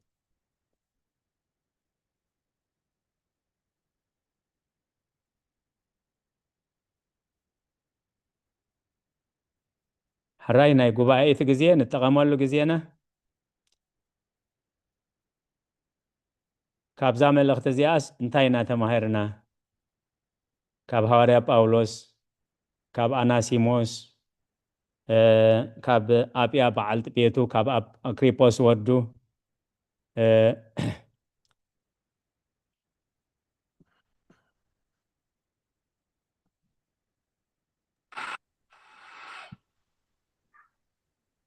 كفتني كاب سقنا هراي رزينا تحبتنا كتامي تستمهر كوا كابلنا ببابز في كيزي كم عنكف كم نقاقي أب كتامي تخنب بكولوس باولوس أسور كريستوس يسوس تيموثيوس حاونا نابتي أنا زنبكوا فقوري لبعا كولوس سابيلا حجي فقورسي كم زو يذكرك فتوحا ويد بلود الله إن تسمعني خابزاك حجي تمهر كوا جن فقور እግዚአብሔር ተፈተወ እግዚአብሔር ተፈቀረ መኳኑ እዚያ ሓንቲ متعم نصبق እግዚአብሔር መስገን ናብ ትፍትን ኢኻ ግን هو ብዙሕ ግዜ ከም ንጋጌ ብዙሕ ግዜ ብሰንኪ ስንኩፍ ቀራርባና ነቲ ዕርቂ መልሽና ኣብ ኣጓሂርናዮ ከም ንኸይድ ሕጂ ተረዲእኒ ዕርቂ ክትዓርቕ ተዳ ኮንካስ ሓላፍነት ብዙሕ ክትወስድ ከም ደለካ ወላ በደል እውን እንተልዩ በደል ተሰኪምካ ንስኻ ነቲ ዕርቂ ከተዝሕሎ ከም ደለካ ተማሂረ ምክንያቱ ብዙሕ ና ግዜ ይዕዘብ ንዑ ተዓረቑ ንዕነ ተዓረቓ ክትብል ከለኻ ግልጽነት ጌርካ ተደቕሪብካዮ ወት ሓላፍነት ከዓ ኣኖን ክብደል እየ ወይ ዝኾነ ነገር ሪስክ ንዓይውን ኣሎኒ ኢልካ እንተደኣ ዘይትፈርሕ ኮንካ ጥራሕ ክትፍትኖ ከም ደለካ ተረዲአ ማለት እዩ ብዙሕ ሓላፍነት ድሓትት ምኳኑ ሓላፍነት ትወስዶ ከዓ እግዚኣብሔር ኢልካስ ብዙሕ ነገር تصور كم دلك تماهيرة مالتي እግዚአብሔር መስገን እግዚአብሔር መስገን ወለድና ሕማቅ ጋላጋሊስ መቃተሊ ይብሉ ማለት እዩ ሰይጣን ዋና ናይቲ ህውከት ስለ ዝኾነ እቶም ዝዕረቑ ሰባት ብፍላይ እቲ በዳሊ ዝኾነ ብሕሊንኡ በደል ዝስምዖ ሰብ ነቶም ዓረቕቲ ክወግኦም ዝደሊ ማለት እዩ خلاص ስኻ እኮ ፈልጠካ ስኻ ፈልጠኪ እየ ምስ በለ ተመክሮ ዘይብሎም እንተኮይኖም ገፍገፍ ኢሎም እዮም ገዲፎሞ ዝኸዱ ማለት እዩ ስለዚ ንውርደት እውን ከይተረፈ መጀመርያ ትሕት ኢልና ክንመፅእ ካልኣይ ከዓ ነቲ ኣፍልጦ ጥራይ ይቕረበልላ ጥራይ ዘይኮነስ ነቲ ዝተፈፀመ ጉዳይ ከዓ ፅቡቕ ኣፍልጦ ምህላው ማለት እዩ ምክንያቱ እቲ ዝተበደለ ሰብ እቲ ዝቆሰሎ ቁስል እንተዘይተረዲዮምሉ ድሓን ግደፍላ ይቕረበለሉ ይቕረእ ዝበሃል ገለ እንተዳኢልካዮ እቲ ሰብ ናይቲ ቆሲልዎ ዘሎ ኣፍልጦ ይደሊ ማለት ስለዚ ሃዋርያ ጳውሎስ ኣብኡ ከሎ ሸፍኖ ዘይኮነሲ እቲ ዝተበደሎ በደል እሙን ኣገልጋሊ ገይርዋ ቤቱን ናብ ንብረቱን ሸይምዎ ከብቅዕ ንኩሉ ንብረቱን እምነቱን ኣጥፊዩሉ ይኸይዱ ማለት እዩ ዋላ ኣብ መወዳእታ እንተፀበቐ ማለት ስለዚ ትሕትንኡ ከዓ ንሪኦ ማለት እዩ ብስልጣን መንፈሳዊ ብኡ ዝኩሉ እናሃለዎ ከም ሓውኻ ራእየኒ ይብሎ ማለት እዩ ካልእ ከዓ ነቲ ዕዳ ክኽፍል ከዓ ድልው ኮይኑ ማለት እዩ እዚ ኣብዚ ገጠራት ዓድና ይግበር እዩ ብዓዲ መልክዕ ብሰብ ፀጋ መልክዕ ድሓን እከለ ክኸፍሎ ኣይክእልን እሞ ብምሳሕ ማሕበር ክትከፍሎ እያ ወይ ባይቶ ክኸፍሎ እዩ እንዳበሉ ይሰርሕሉ ክሳብ ዝንሕና ዘርከብናሉ ማለት ስለዚ ኩሉ ግዜ እቶም ዝዕረቑ ዝዓርቁ ሰባት ይብሎም ኣቦታትና እቶም ዝዓርቁ ሰባት ምስ ኣምላኽ ዝተዓረቑ ክኾኑ ይብል ማለት እቶም ዝዓርቁ ሰባት ምስ ኣምላኽ ዝተዓረቑ ምስ ኣምላኽ እንተዘይተዓሪቖም ጉዳያት ከባላሽው እዮም ጥቕስታት ይኣክቡ ጨለ ዘረባ ይሃልዎም ምስ ኣምላኽ ዘይተዓርቀ ሰብ ክዓርቕ ኣይክእልን ኢሎም ኣቦታት ማለት መጀመርያ እቶም ዝዓርቁ ምስ ኣምላኽ ዝተዓርቁ ክኾኑ እዩ ስለዚ ዕላማ ዕርቂ ከዓ እታ መወዳእታ ንድሕነት ናይቶም ዝዕረቑ ዘለዉ ናይቶም ዓረቕትን ጥራይ ክኸውን ይግባእ ንገለ ጥቕሚ ንሽገረ ሸራ ዘይኮነስ ዕላማ ንድሕነት ናይቶም ዝዕረቑን ናይቶም ኣገልግሎት ዕርቂ ኩሉ ግዜ ኣብ ቤተ ክርስቲያንን ኣብ ቀፅሪ ብዝተኻእለ መጠን ይብሉ ማለት ኣብ ክቢ ቤተ ክርስቲያን ክኸውን ምክንያቱ ብዙሓት ደላላት ክንዓርቕ ኢና ክንሽምግል ኢና እንዳበሉ ብፍላይ ኣብ ሓዳር ኣብ ፍቆዶ እንዳመስተ ኣብ ፍቆዶ ሲጋሬቶታት ኮይኖም ክንደይ ጉዳያት ከፍርሲኦም ዝውዕሉ ማለት ስለዚ ኣብ ቤተ ክርስቲያን ኣብ ከባቢ ቤተ ክርስቲያን ኣብ ቀፅሪ ቤተ ክርስቲያን መተዓረቂ ቃላት ኩሉ ቃል ኣምላኽ ክኸውን እዩ ምክንያቱ ብትፈልጦ ናይ ካልእ ምሳሌ ናይ ዓለማዊ ዘራርባ ናይ ካልእ እንተ ደኣ ኮይኑ ናብ ብዙሕ ክሽረፍ ስለ ዝኽእል ኩሉ ግዜ ናይ መዕረቂ ቃላት ኢሉ ናይ መዕረቂ ቃላት ካብ ቃል ኣምላኽ ጥራይ ክኸውን እዩ እቶም ዝዓርቁ ሰባት ኩሉ ግዜ ከይሕለሉ ኢሉ ክጅምርዎ ከለዉ እቲ ዕርቂ ነዊሕ ግዜ ክወስድ ከም ዝኽእል ምክንያቱ ወለድና እንታይ ይብሉ ምስቲ ዓዲ ክገጥመሎም እዮም ዝኾኑ ግራት ኣማድር ኣይተሕድር እንተሓደረ ግን ይቃድር ይብሉ ማለት እዩ ኣብ ዕርቂ መሲና እዩ ሕጂ ድሓን ፅባሕ ንገብሮ ኢልካ መንጎ ድሕር ገዲፍካዮ ከይድካ ንፅባሒቱ ብዙሓት ጨላታት ይኣትዎሞ ፋሕብል ማለት እዩ ስለዚ ዕርቂ ዝዓርቁ ሰባት ነዊሕ ግዜ ዋጋ ክኸፍሉ ምዃኖም ፈሊጦም ክጅምርዎ ብሓደ ምሸት ክንውድኦ ኢና ኢሎም ድሕር ዘይተወዲኦም ሙሉእ ለይቲ ድሕር ሓዲሮም ትማሊ ተካል ሕዲርና ድሕር ሕጂ እኳ ናብዛ ይንኸይድን ዝብል ቀልጢፎም ኢዶም ይህቡት ጉዳይ ከዓኒ ናብ ካልእ ዘየድላ ኣንፈት ይኸይድ ማለት ስለዚ ክዓርቁ ንቤተ ክርስቲያን ንክርስቶስ ወኪሎም ገበርቲ ሰላም ክበሃሉ ውሉድ ኣምላኽ ክበሃሉ ዝደልዩ ገዚኦምን ንብረቶምን ጉልበቶምን ከወፍዩ ድልዋት ዝኾኑ ሰባት ጥራሕ ክኾኑ ኣለዎም እዩ ስለ ቃላቱ እግዚአብሔር ዝተመስገነ ይኹን ስለዚ እቲ ርዝነት ናይቶም ዝዕረቑን ናይቶም ዓረቕትን ርዝነት ክሳብ ክንደይ ረዚን ምዃኑ ተማሂረ ኢላ ሓብትና ብጣዕሚ ዓብ ነገር እያ ስተንቲና ረዘነት ሓብትና ሓራይ እቲ ግዜ ናይ ጉባኤ በቃ እንተወሓደ ተንፍርቂ ሰዓት ድሕሪ መዝሙር ዘለዋስ ናይ ህዝቢ ሰብ ክሓትት ብዛዕባ ናይ ሎሚ ኹን ብዛዕባ እቲ ዝሓለፈ ኹን ቤተ ክርስቲያን መልሲ ኣለዋ እሞ እቲ ግዜና ክንጥቀመሉ በመርጌታ ራይ ደብ ሓራይ ዓፃር ሕተ ኣብ ዝናትና ኣካይዳስ ሓሲኻ ምዕራቕ ዝበሃል እውን ኣሎ እሞ ንክዕርቅስ ዋላ ሓሲኻ እውን ትዕርቕካ ዝበሃል ሞ ከለካ ንኩልና ብርህ ክትብል ኢለ እየ ዓባይ ነገር ኣምፂኻ ዲያቆን ሓውና ዓባይ ዘረባ ኣምፂኻ ኣምላኽ ሓቂ እዩ እቶም ዝዓርቁ ከዓ ብሓቂ እዮም ዝዓርቁ ስለዚ እዚ ሓሲኻ ምዕራቅ ዝበሃል ካብ መሰረቱ ኣብ ቅድሚ እግዚኣብሔር ኣብ ሕጊ ቤተክርስትያን ቅቡል ኣይኮነን እዩ ንምንታይ ንሕሱ ሓቂ ዘይንዛረብ ስለዚ ተሓሲኻ ዕርቂ ዝብልዎ ካብ ሓደ ለይቲ ዘይሓልፍ እዩ ማለት ምናልባት ኣብ መንጎ ዕርቂ ብትዕግስቲ ክትሓዝ ዘለዎ ኣብ መንጎ ካብ ክልቲኦም ምስ ሰማዕኻ እቲ ብፍላይ ካህን እንተደኣ ኮይኑ ካብ ሰብኣይ ዝሰምዖ ናብ ሰበይቲ ካብ ሰበይቲ ዝሰምዖ ናብ ሰብኣይ ካብቶም ዝዕረቑ ሰባት ቃላት ከቀባብል ቃላት ከመሓላልፍ ዋላ ከዕልል ከለውን እንዳክስቶም ሲየ ንበዓል ክስቶ ከዓርቆም ዋላ እዚ እውን ክርስዑ ከም ዘለዎ ዝብል ማለት እታ ሓሲኻ ምዕራቅ ትበሃል ግን ብሓቂ ጥራይ ኢና ክንዓርቕ ንኽእል እምበር ብሓሶት ዝዕርቕ ዋላ ሓደ የለን ማለት ምናልባት እስከ ከም ኣብነት ዝጥቀምሉ እንተጠቂስካ ዲያቆን ሳሙኤል ሓወይ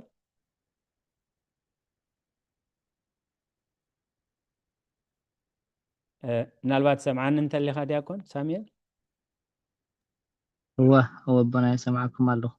ማለት መንጎ ኣብ መንጎ ነገራሲ ኣቀባጢር ካነት ሓደ ሰብ የእሚንካስ ካብ ዝፈላለዩ ወይ ካብ ስታይ ዝኾኑስ ሓሲኻ ምዕራውን ጽቡቕ ይገለ ዝበሃል ኣባሃላ ስለንሰምዐ ካብቲ ዘጋጠመና ኣብ ዕርቅሲ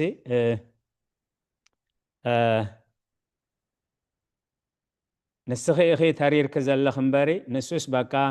ሓዳሪ እየ ዝደሊ ዕረቑን እንዳበለ እዩ ክልምነና ቀኒዩ ምስ በልዋ ንሓንቲ በዓልቲ ሓዳር በዚኣ ናብ ካልእ ኣርእስቲ ኸይዳ ማለት እስኾም ኢሉ ኣይሓተቶምን ማለት ዕረቑን ኢሉ ኣይለመኖምን ማለት ስለዚ ገበኑ ስለዝፈለጠ ንኸይእሰር ኢሉ ዕዳ ንኸይከፍል ኢሉ ከምዚ ኸይምቀል ኣብኡ ኣነ ኸይኣቱ ኢሉ እዩ ዝልምነኩም ዘሎ እምበር ኢሉ ናብ ካልእ ኣርእስቲ ኸይዱ ማለት ንሱ ከዓ እዚ ሓሲኹም እምበር ኣነ ኣይለመንኩኹምን ንስኹም ክንዓርቀካ ኢልኩም መፂኹም ንሕራይ በትግቡእ እንተዓሪቕኩምንስ ኣነ እውን ዕረቕ ኢለኩም ኣነ ግን ንዓኻትኩም ዕረቑን ኢለ ኣይለመንኩም ምክንያቱ ነቲ ቃል ኣብ ቤት ፍርዲ ወሲዳቶ ማለት ስለዚ ቃልኩም እወ እንተኾይኑዎ ኣይኮነን እንተኾይኑ ከዓ ኣይኮነን በሉ ካብኡ ዝወፀ ግን ናይቲ ክፉእ መንፈስ ኢሉ ማለት ስለዚ ካብ ቃሎም ዘይሰማዕናዮ ንኸነጥዕም ኢልና ንሱ እኳ ከምዚ ዝብል ንሳ እኳ ከምዚ ኣትብል ንሳቶም እኳ ከምዚኦም ዝብሉ ዘለው ብፍጹም እቲ ሓቂ ዘይኮነ ሓሶት እዩ ማለት ስለዚ ይበሃል እዩ ይስማዕ እዩ ኣነ እውን ሰምዐ ብፍጹም ግን ምስቲ ሐዋርያት ዝሰርሕሉ ዝነበሩ ነቢያት ዝሰርሑ ዝነበሩ ልዕሊ ኩሉ ከዓ ጎይታ ኢየሱስ ክርስቶስ ኣገልግሎት ዕርቂ ክፍጽም ከሎ ካብተን ኣገልግሎት ዕርቂ ዝፈጸመለን ካብ ትስብእቱ ክሳብ ዕርገቱ ሓንቲ መዓልቱ እንትኹን ናይ ሓሶት ዘረባ ንሰባት ክምለሱ ሓደ ግዜ ሓትዎ ነይሮም ደቀ መዛሙርቱሲ ብዘረባኻ እኮ እዮም ጸሓፍትን ፈሪሳውያንን ተዓንቂፎም ኢሎሞ እንታይ ማለት እዩ ልስልስ ዝበለ ቃል ክትጥቀም ነይርካ ማለቶም እዮም ኣቦይ ዘይተኸሎ ተኽሊ ኩልኹም እንቆስዩ ዕውራት መራሕቲ ዕውራት እዮም እሞን ብዛዕባኦም ረስዕዎም ኢሉ ማለት ስለዚ ንሱ እዩ መምህርና ካባይ ተማሃሩ ኢሉ ብሓሶት ዝዕረቕ ዕርቂ የለን ድሕሪ ሓሲና እንደገና ነቲ ጉዳይ ናብ ዝኸፍአ ኢና ክንመልሶ ማለት እስኪ ተመክሮ ዘለኩም ኣቦታ ዳድታት ብዛዕባ ርእስቲ ሰሚዕናያ ዶ ንፈልጥ ሓሲኻ ምዕራቕ ትብል نبنا فتندة ኣራይ ኣዴና ፍረይ هو بقدامي وتنكف أبيلكم ما يحسباني رجل ساعات أخي لسه زود أخو ماما كلنا نبلينا أنا ناي نفسي قال سوونكم مسمع تاج قن زنز خبلا خلا وسمع خندخي خبلا خلا أي أنا سمع خن نخ الرقاي لإنبر وتبهي لزتبه لإخم زبلان حجي بقدامي مستنكفكم ما تسمعتني بأبره لاسن كل ما تخادي أكون حاونا تبقى أمسيوه دسي بيلي نبلينا أنا نفسي كم أي بيلي بزحبته أتأكد أن الزبا جاء خلوه هو نانو تقاقي خي من ما يسمع خون دول كل ساعات بزحلن انت سنكي بأساي ليمبر إلا إبهالي እዚ ሕጂ ጽቡቕ ኣብሪህ ከና ኣዴና ብረይ እዚ ሕጂ ምስጢር ምዕቃብ እዩ ማለት እዩ እዚ ሕጂ ምስጢር ምዕቃብ እንድሕር ክትምስክር ኮንካ ኸ ኣብ ቤት ፍርዲ ተፀዊዕኻ እቲ ትፈልጦ ኢኻ ክትምስክር ማለት እዩ ስለዚ እቲ እዚ ሕጂ ሓሶት ኣይኮነን ሕጂ ተሓሲኻ ምዕራቕ ትብል ቃል ግን እቲ ሰብ ዘይበሎ ንዑ ወኪልካ እቲ ሰብ ዘይገበሮ ንዑ ወኪልካ እተቕርቦ ጉዳይ እዚ ሕጂ ተሓሶት ንብሎ ማለት እዩ እዚ ሰማዕኽዎ ቃል ግን ንበረኸት ዘይከውን እንተኮይኑ ከደግሞ እውን ኣይደልን ሐዋርያ ጳውሎስ እውን ንምዝራቡ እውን ዝሕፍር ኢልዎ ኣሎ ማለት እዩ እቲ ዘይጠቅም ዘረባ ዋላ ሰሚዕኽን ዲኽ እንተደኣ ተባህለ ኣይሰማዕኹን ክንብል ምክንያቱ ንበረኸት ስለ ዘይከውን ምድጋሙ እውን ቃል ኣምላኽ ስለ ዘይፍቅዶ ማለት እዩ እዚ ሕጂ ከም ሓሲኻ ምዕራቕ ኣይንቆፅሮን ኢና ማለት እዩ እቲ ሓሲኻ ምዕራቕ እቶም ዓረቕቲ እቶም ተዓረቕቲ ዘይበልዎ ሓሳብ ወይ ዘይገበርዎ ተግባር ነታ ሓደ ከተዳዕ ዓሲልካ ትዛረቦ ዘረባ እዚ ሕጂቲ ሓሶት ዝበሃል ማለት እወት ዝብልዎ ካብ ባህሊኡ ደጋሚኡ ከይከውን ኢኻ እምበር ትፈልጥ ኢኻ በጣዕሚ ባህሊኡ ደጋሚኡ ወዓብ ዘረባ ሃራይ ካልኦት ሓሳብና ዳ ከቦና ነካፍል ቃል ይወደስ ማዓልና ሓውና ዲያቆን ግርማይ ክንፅበ ኢና ፀኒሕና ሕና እውን እሺ እግዚአብሔር ይመስገን ኣብዚኣ ናይ ሓሰሲ ኣቦና ውፃእ ኣቡነ መቃርዮስ ሓደ ግዜ ዝምሃርዎ ብጣዕሚ ከዓ እዚኣ ትኸይድ በቃ ብትኽክል ሓስ ማለት ሲ ንሰባት ብሓሲና ክንዓረቕ ክንብል ኣበይና ንኣቱ እንተይድና ተመሊስና ኢና ነባእሶም ዘለና ሰይጣን እንታይ ሓሲኻ እጆኻ ስኻ ከምዚ ኢኻ ዘይንሱሲ ንዑ ተምስሎ ማለት እዩ ጅግና ንፉዕ ኢኻ ስኻ እንዳበለ ልብኻ እንታይ ገብሮ እየ ትርሮ ሕጂ መብዛሕትኡ ግዜ ንሕና ክንዓረቕ ኢልና እንተኸይድና ነቲ ሰብ እንታይ ኢና ንገብሮ ቅድም ንንእል ኢና ንኢድና ስኸዳ ከምዚ ኢልካ ኣይግባእካን እኮ እንዳበልና ነትሩ እንታይ ንገብሮ ነቲ ልቡሲ ብጣዕሚ ይሰርር ኣብ መወዳእታ ከዓኒ እንታይ ይኸውን ነቲ ክትዓርቆ ኢልካ ዝሓሰብካ ዋላ ምስ ዓረቀ ልቡ ግን ሸፊቱ እዩ ዘሎ ምክንያቱ ንሱ ቁኑዕ ምዃኑ ህዝቢ ፈሊጡሉ ኣሎ እቲ ዝዓረቕ ዝነበረ እውን ኩሉ ነገራት ፅቡቅ ጥራሕ ስለ ዝነበሮ ግን ኣቡነ መቃርዮስ ኣብ ዓድና ዝተገብረ ወይ እውን ኣብቲ ንእሽተይ ከለኹ ዝብሉ እቲ ዝበለፀ ፅቡቅ ነገር እያ በቃ ምስ ስለ ትኸይድ ግራሲ ዕፉን በሊዕሉ ወይ እውን እኽሊ በሊዕሉስ ብዕራይ ነቲ በዓል ብዕራይ ከዓኒ ሓደ ብዕራይ ነይርዎ ኮይዱ ዋና ግራት ከዓኒ ነዚ ብዕራይ ኣጋጣሚ ተሃርምዖ መይቱ ጅምስ ሞቶ ክሲ ኮይኑ ኣብ ነኒሕ ሄዶም በኣሲ በቃ ሰሓቦ ጓትቶም መስኮነ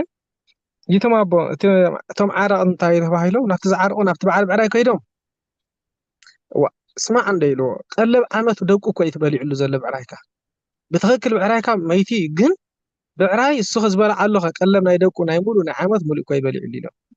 سلازي ساعة صباح نقو يتعاقم خز زفقود حابين الأخت لمبر كحسايلك زي اللي نقرات كتزارب أي قبعان نيلو ناس سبزي بتخكل انتاي كوينو تلوبون تيلنا قداماي بعرايس ناي عمت ويون قلب عمت ناي تسدرا 5 تبلعي نتوانا نتزبلع نتزقتل خنتاي يلمو سمع نديلو مالسي غبرخا ولا غرات كاي بلعيو جن اسغا حادث بعرايو نعود في خالو ساعات تقول لك بقى انا تزبل كان بديله تزبل كان كخحس يختبل لك اجي كلتيوم تاي كوينم كلتيوم بدلنيات مخانو دبوم امين له ناب نسحه خمزي استسبر لبي اندا زقرب زلون بر انا دون سها زبحال يبلومن تزبلع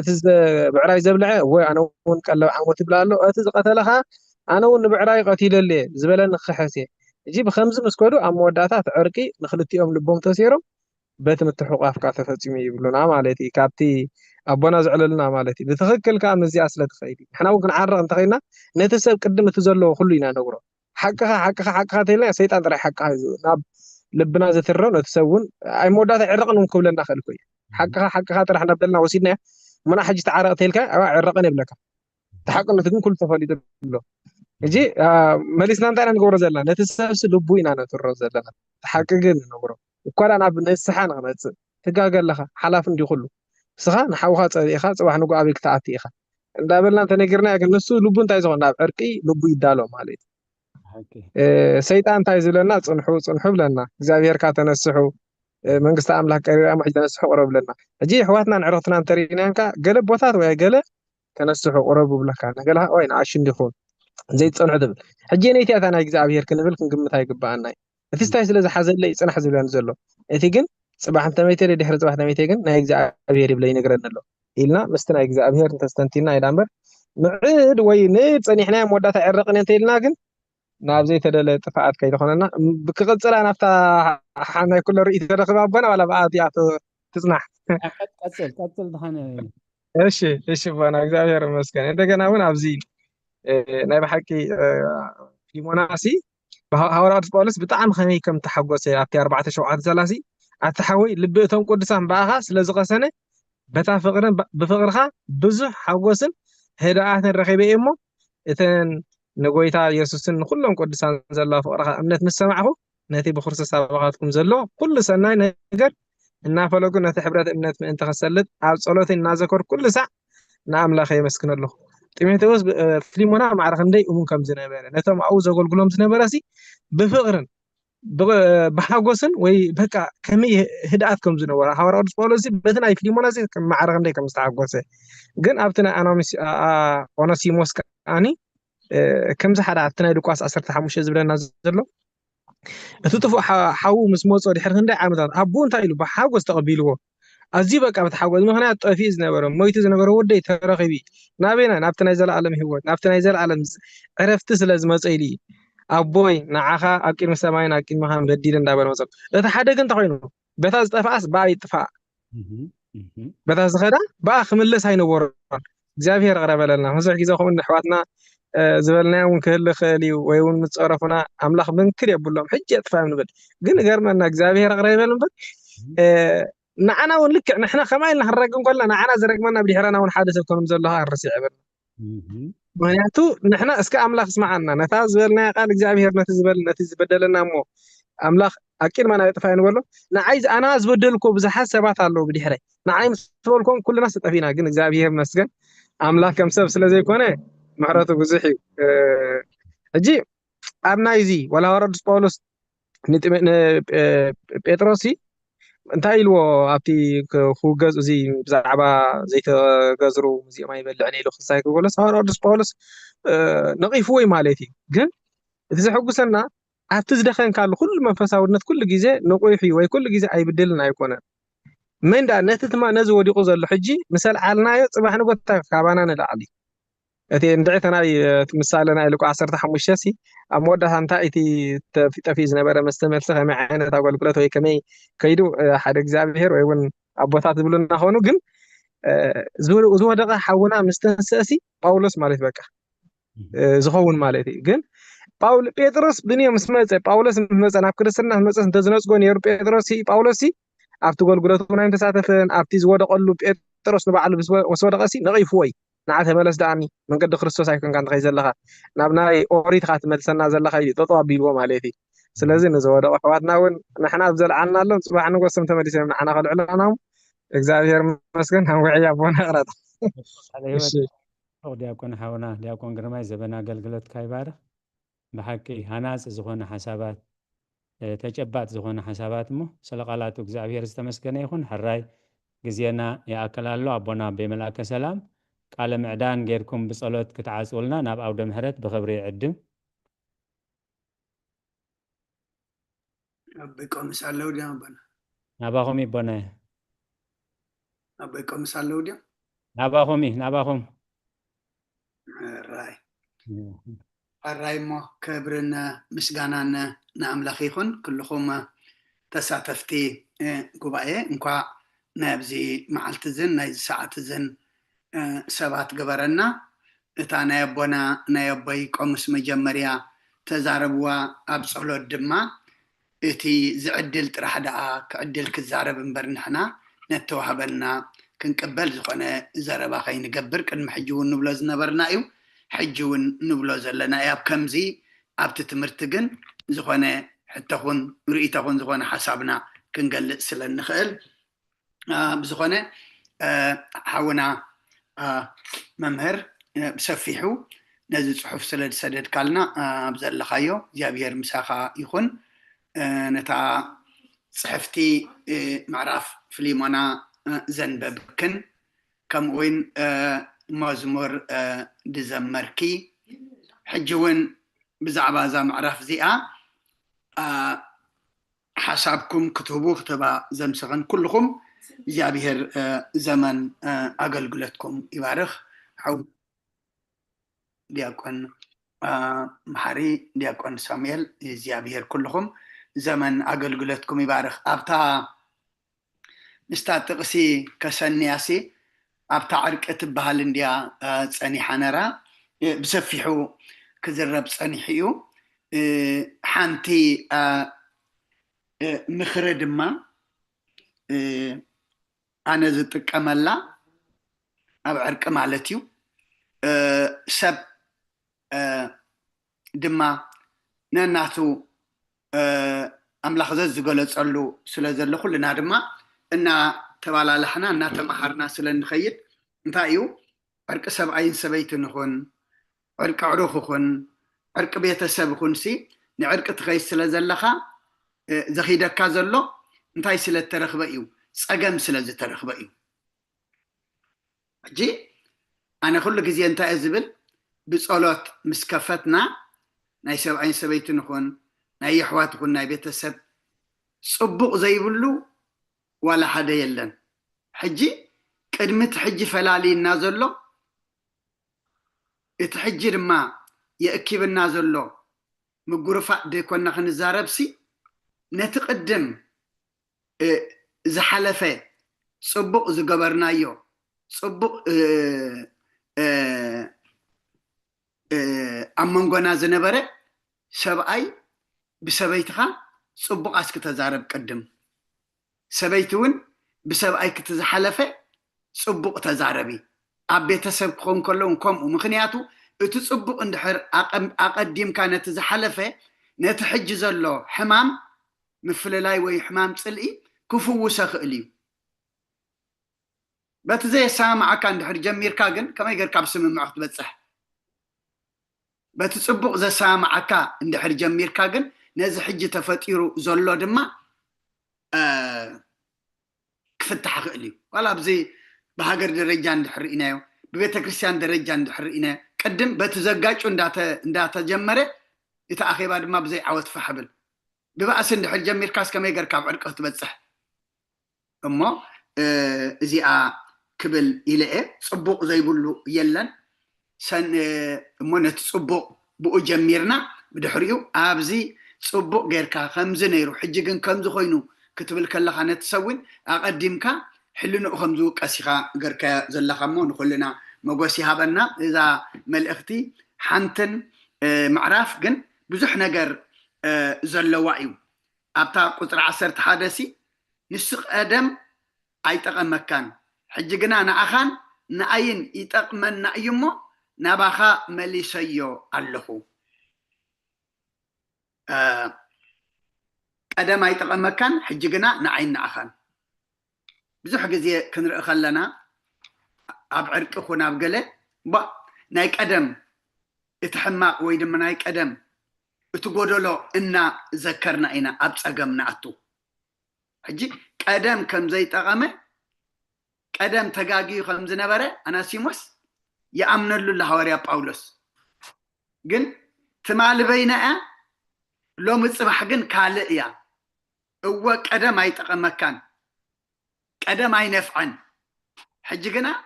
نعين نعخان يتقمن نايو بتناي قدم زي تقاقي يخون بتناي قدم زي تقامك بؤدي كون كخطر ازلك حجنا كتقامك ايماني تقبلو إليو ناي كبري دبدبي لبي فليمونا زتنكف عبوشتو بزعبا أناسيموس قال انت نبراون زغيريو حواريا باولوس صحيف له اما نايت مالي إنا ذكرنا طرح ندحر ناب عرقي ناب سلام كنمص ندحر دلينا كنمص عين خلنينا ابوتاتنا انت يمزبلو اب روبا زلو حج صدو اب غبو زلو دما نفاس وسد يصدو نخت عرقسي غفا غيفكا زي كونس انتاي دا غدا ديفكا ايو يوم زبلومو سلخل እግዚአብሔር አምላክና ምስጋና ይብጽሐዮ ንስ ቀደማይ ተቀመካን ሕጅግና ንዓይና አኻን ተቀመና እይሞ ናባኻ መሊሰዮ ኣለኹ ንሰብ ብትማል ብቅትማል ብዓም ቅድሚ ዓሚ ክንፈርዶ ከም ዘይብልና ምክንያቱ እግዚአብሔር ብዓም ቅድሚ ዓሚ ብትማል ብቅድማል እንድሕር ፈሪድና መንክ ኣብ ቅድሚኡ ደው ክብል እኽእል ሎም እንታይ ኣሎ ጽባሕ ከንታይ ክኸውን እዩ እዚ ሰብዚ እንታይ ክኽትከውን እያ ኣነ እውን ትማልበይ ነይረ ሎም ግን ኣበይ ኣለኹ ጽባሕ ከንታይ ኢልና ክንሓስብ እግዚአብሔር ንኹልና ይሕግዘና ጽብቕቲ ምዕራፍ ልብኻ ትትንክፍ ክንመሃር ኣምሲና ኢና እሞ እግዚአብሔር ተመሃርናዮ ድማ ኣብ ልብና ይሕድሮ ኩልኩም ድማ እግዚአብሔር ዘመን ኣገልግሎትኩም ይባርኽ እሞ ወዲኤ ኣለኹ ኣቦና ኣበይቆም ሰልዮም ብጸሎት ከዓጽውልና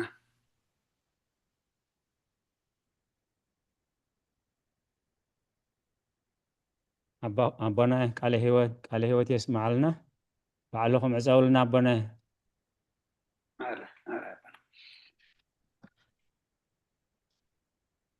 ኣራይ ንጸሎት ሓንሳብ ሓፍ ንበል ቅዱስ እግዚአብሔር ኣምላኽና ስለ ኩሉ ተመስገን ሓንቲ ከይከፈልና ኣብ ዕድሜና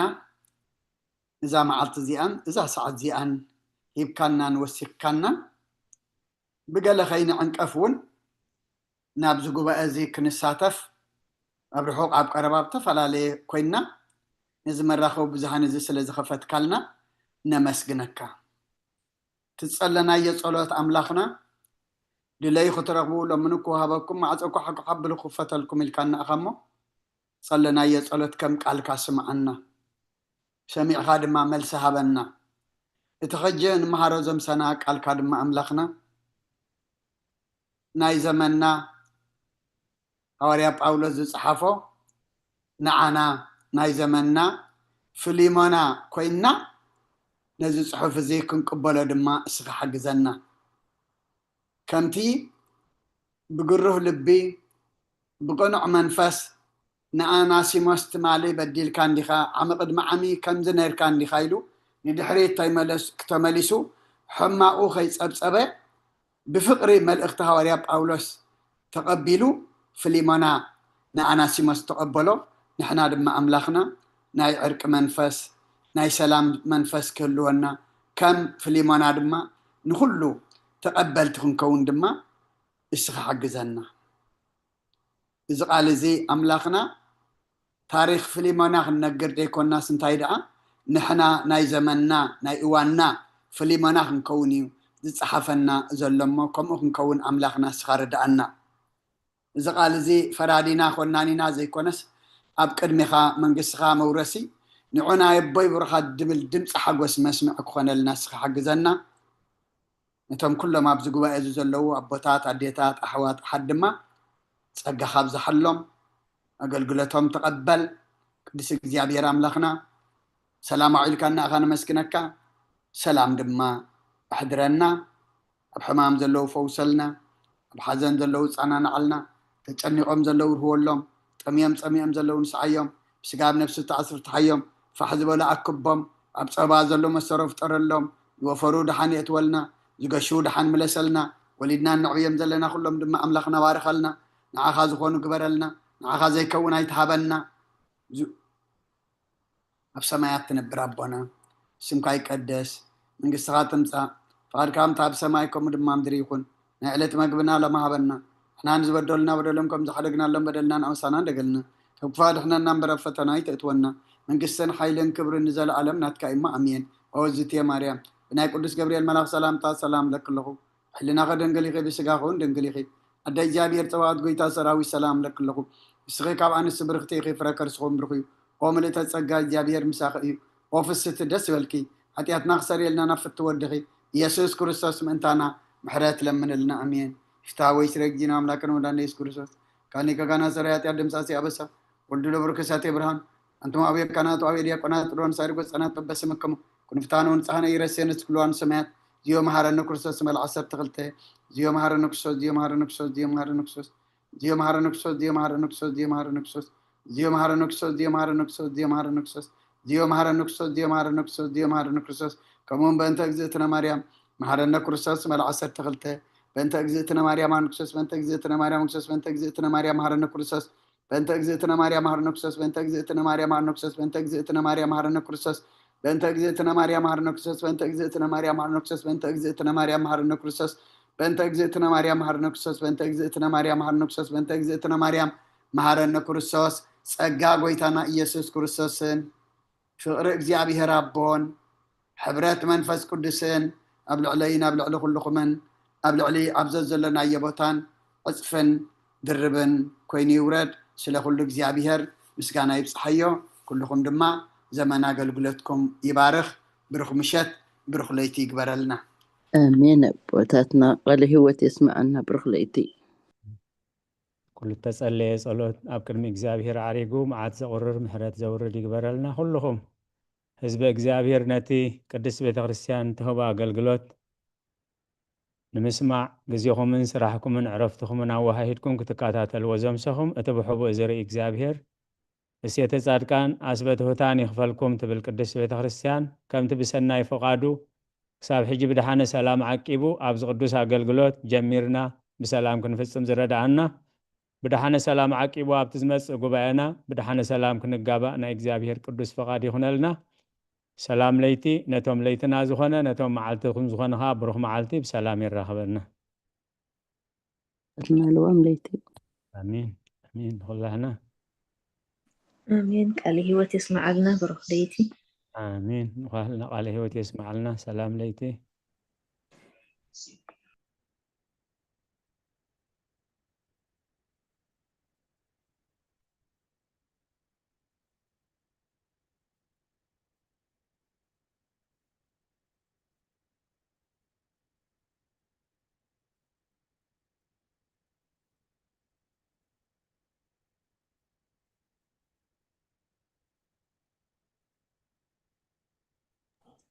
رخليت بوناي قال هوت يسمع لنا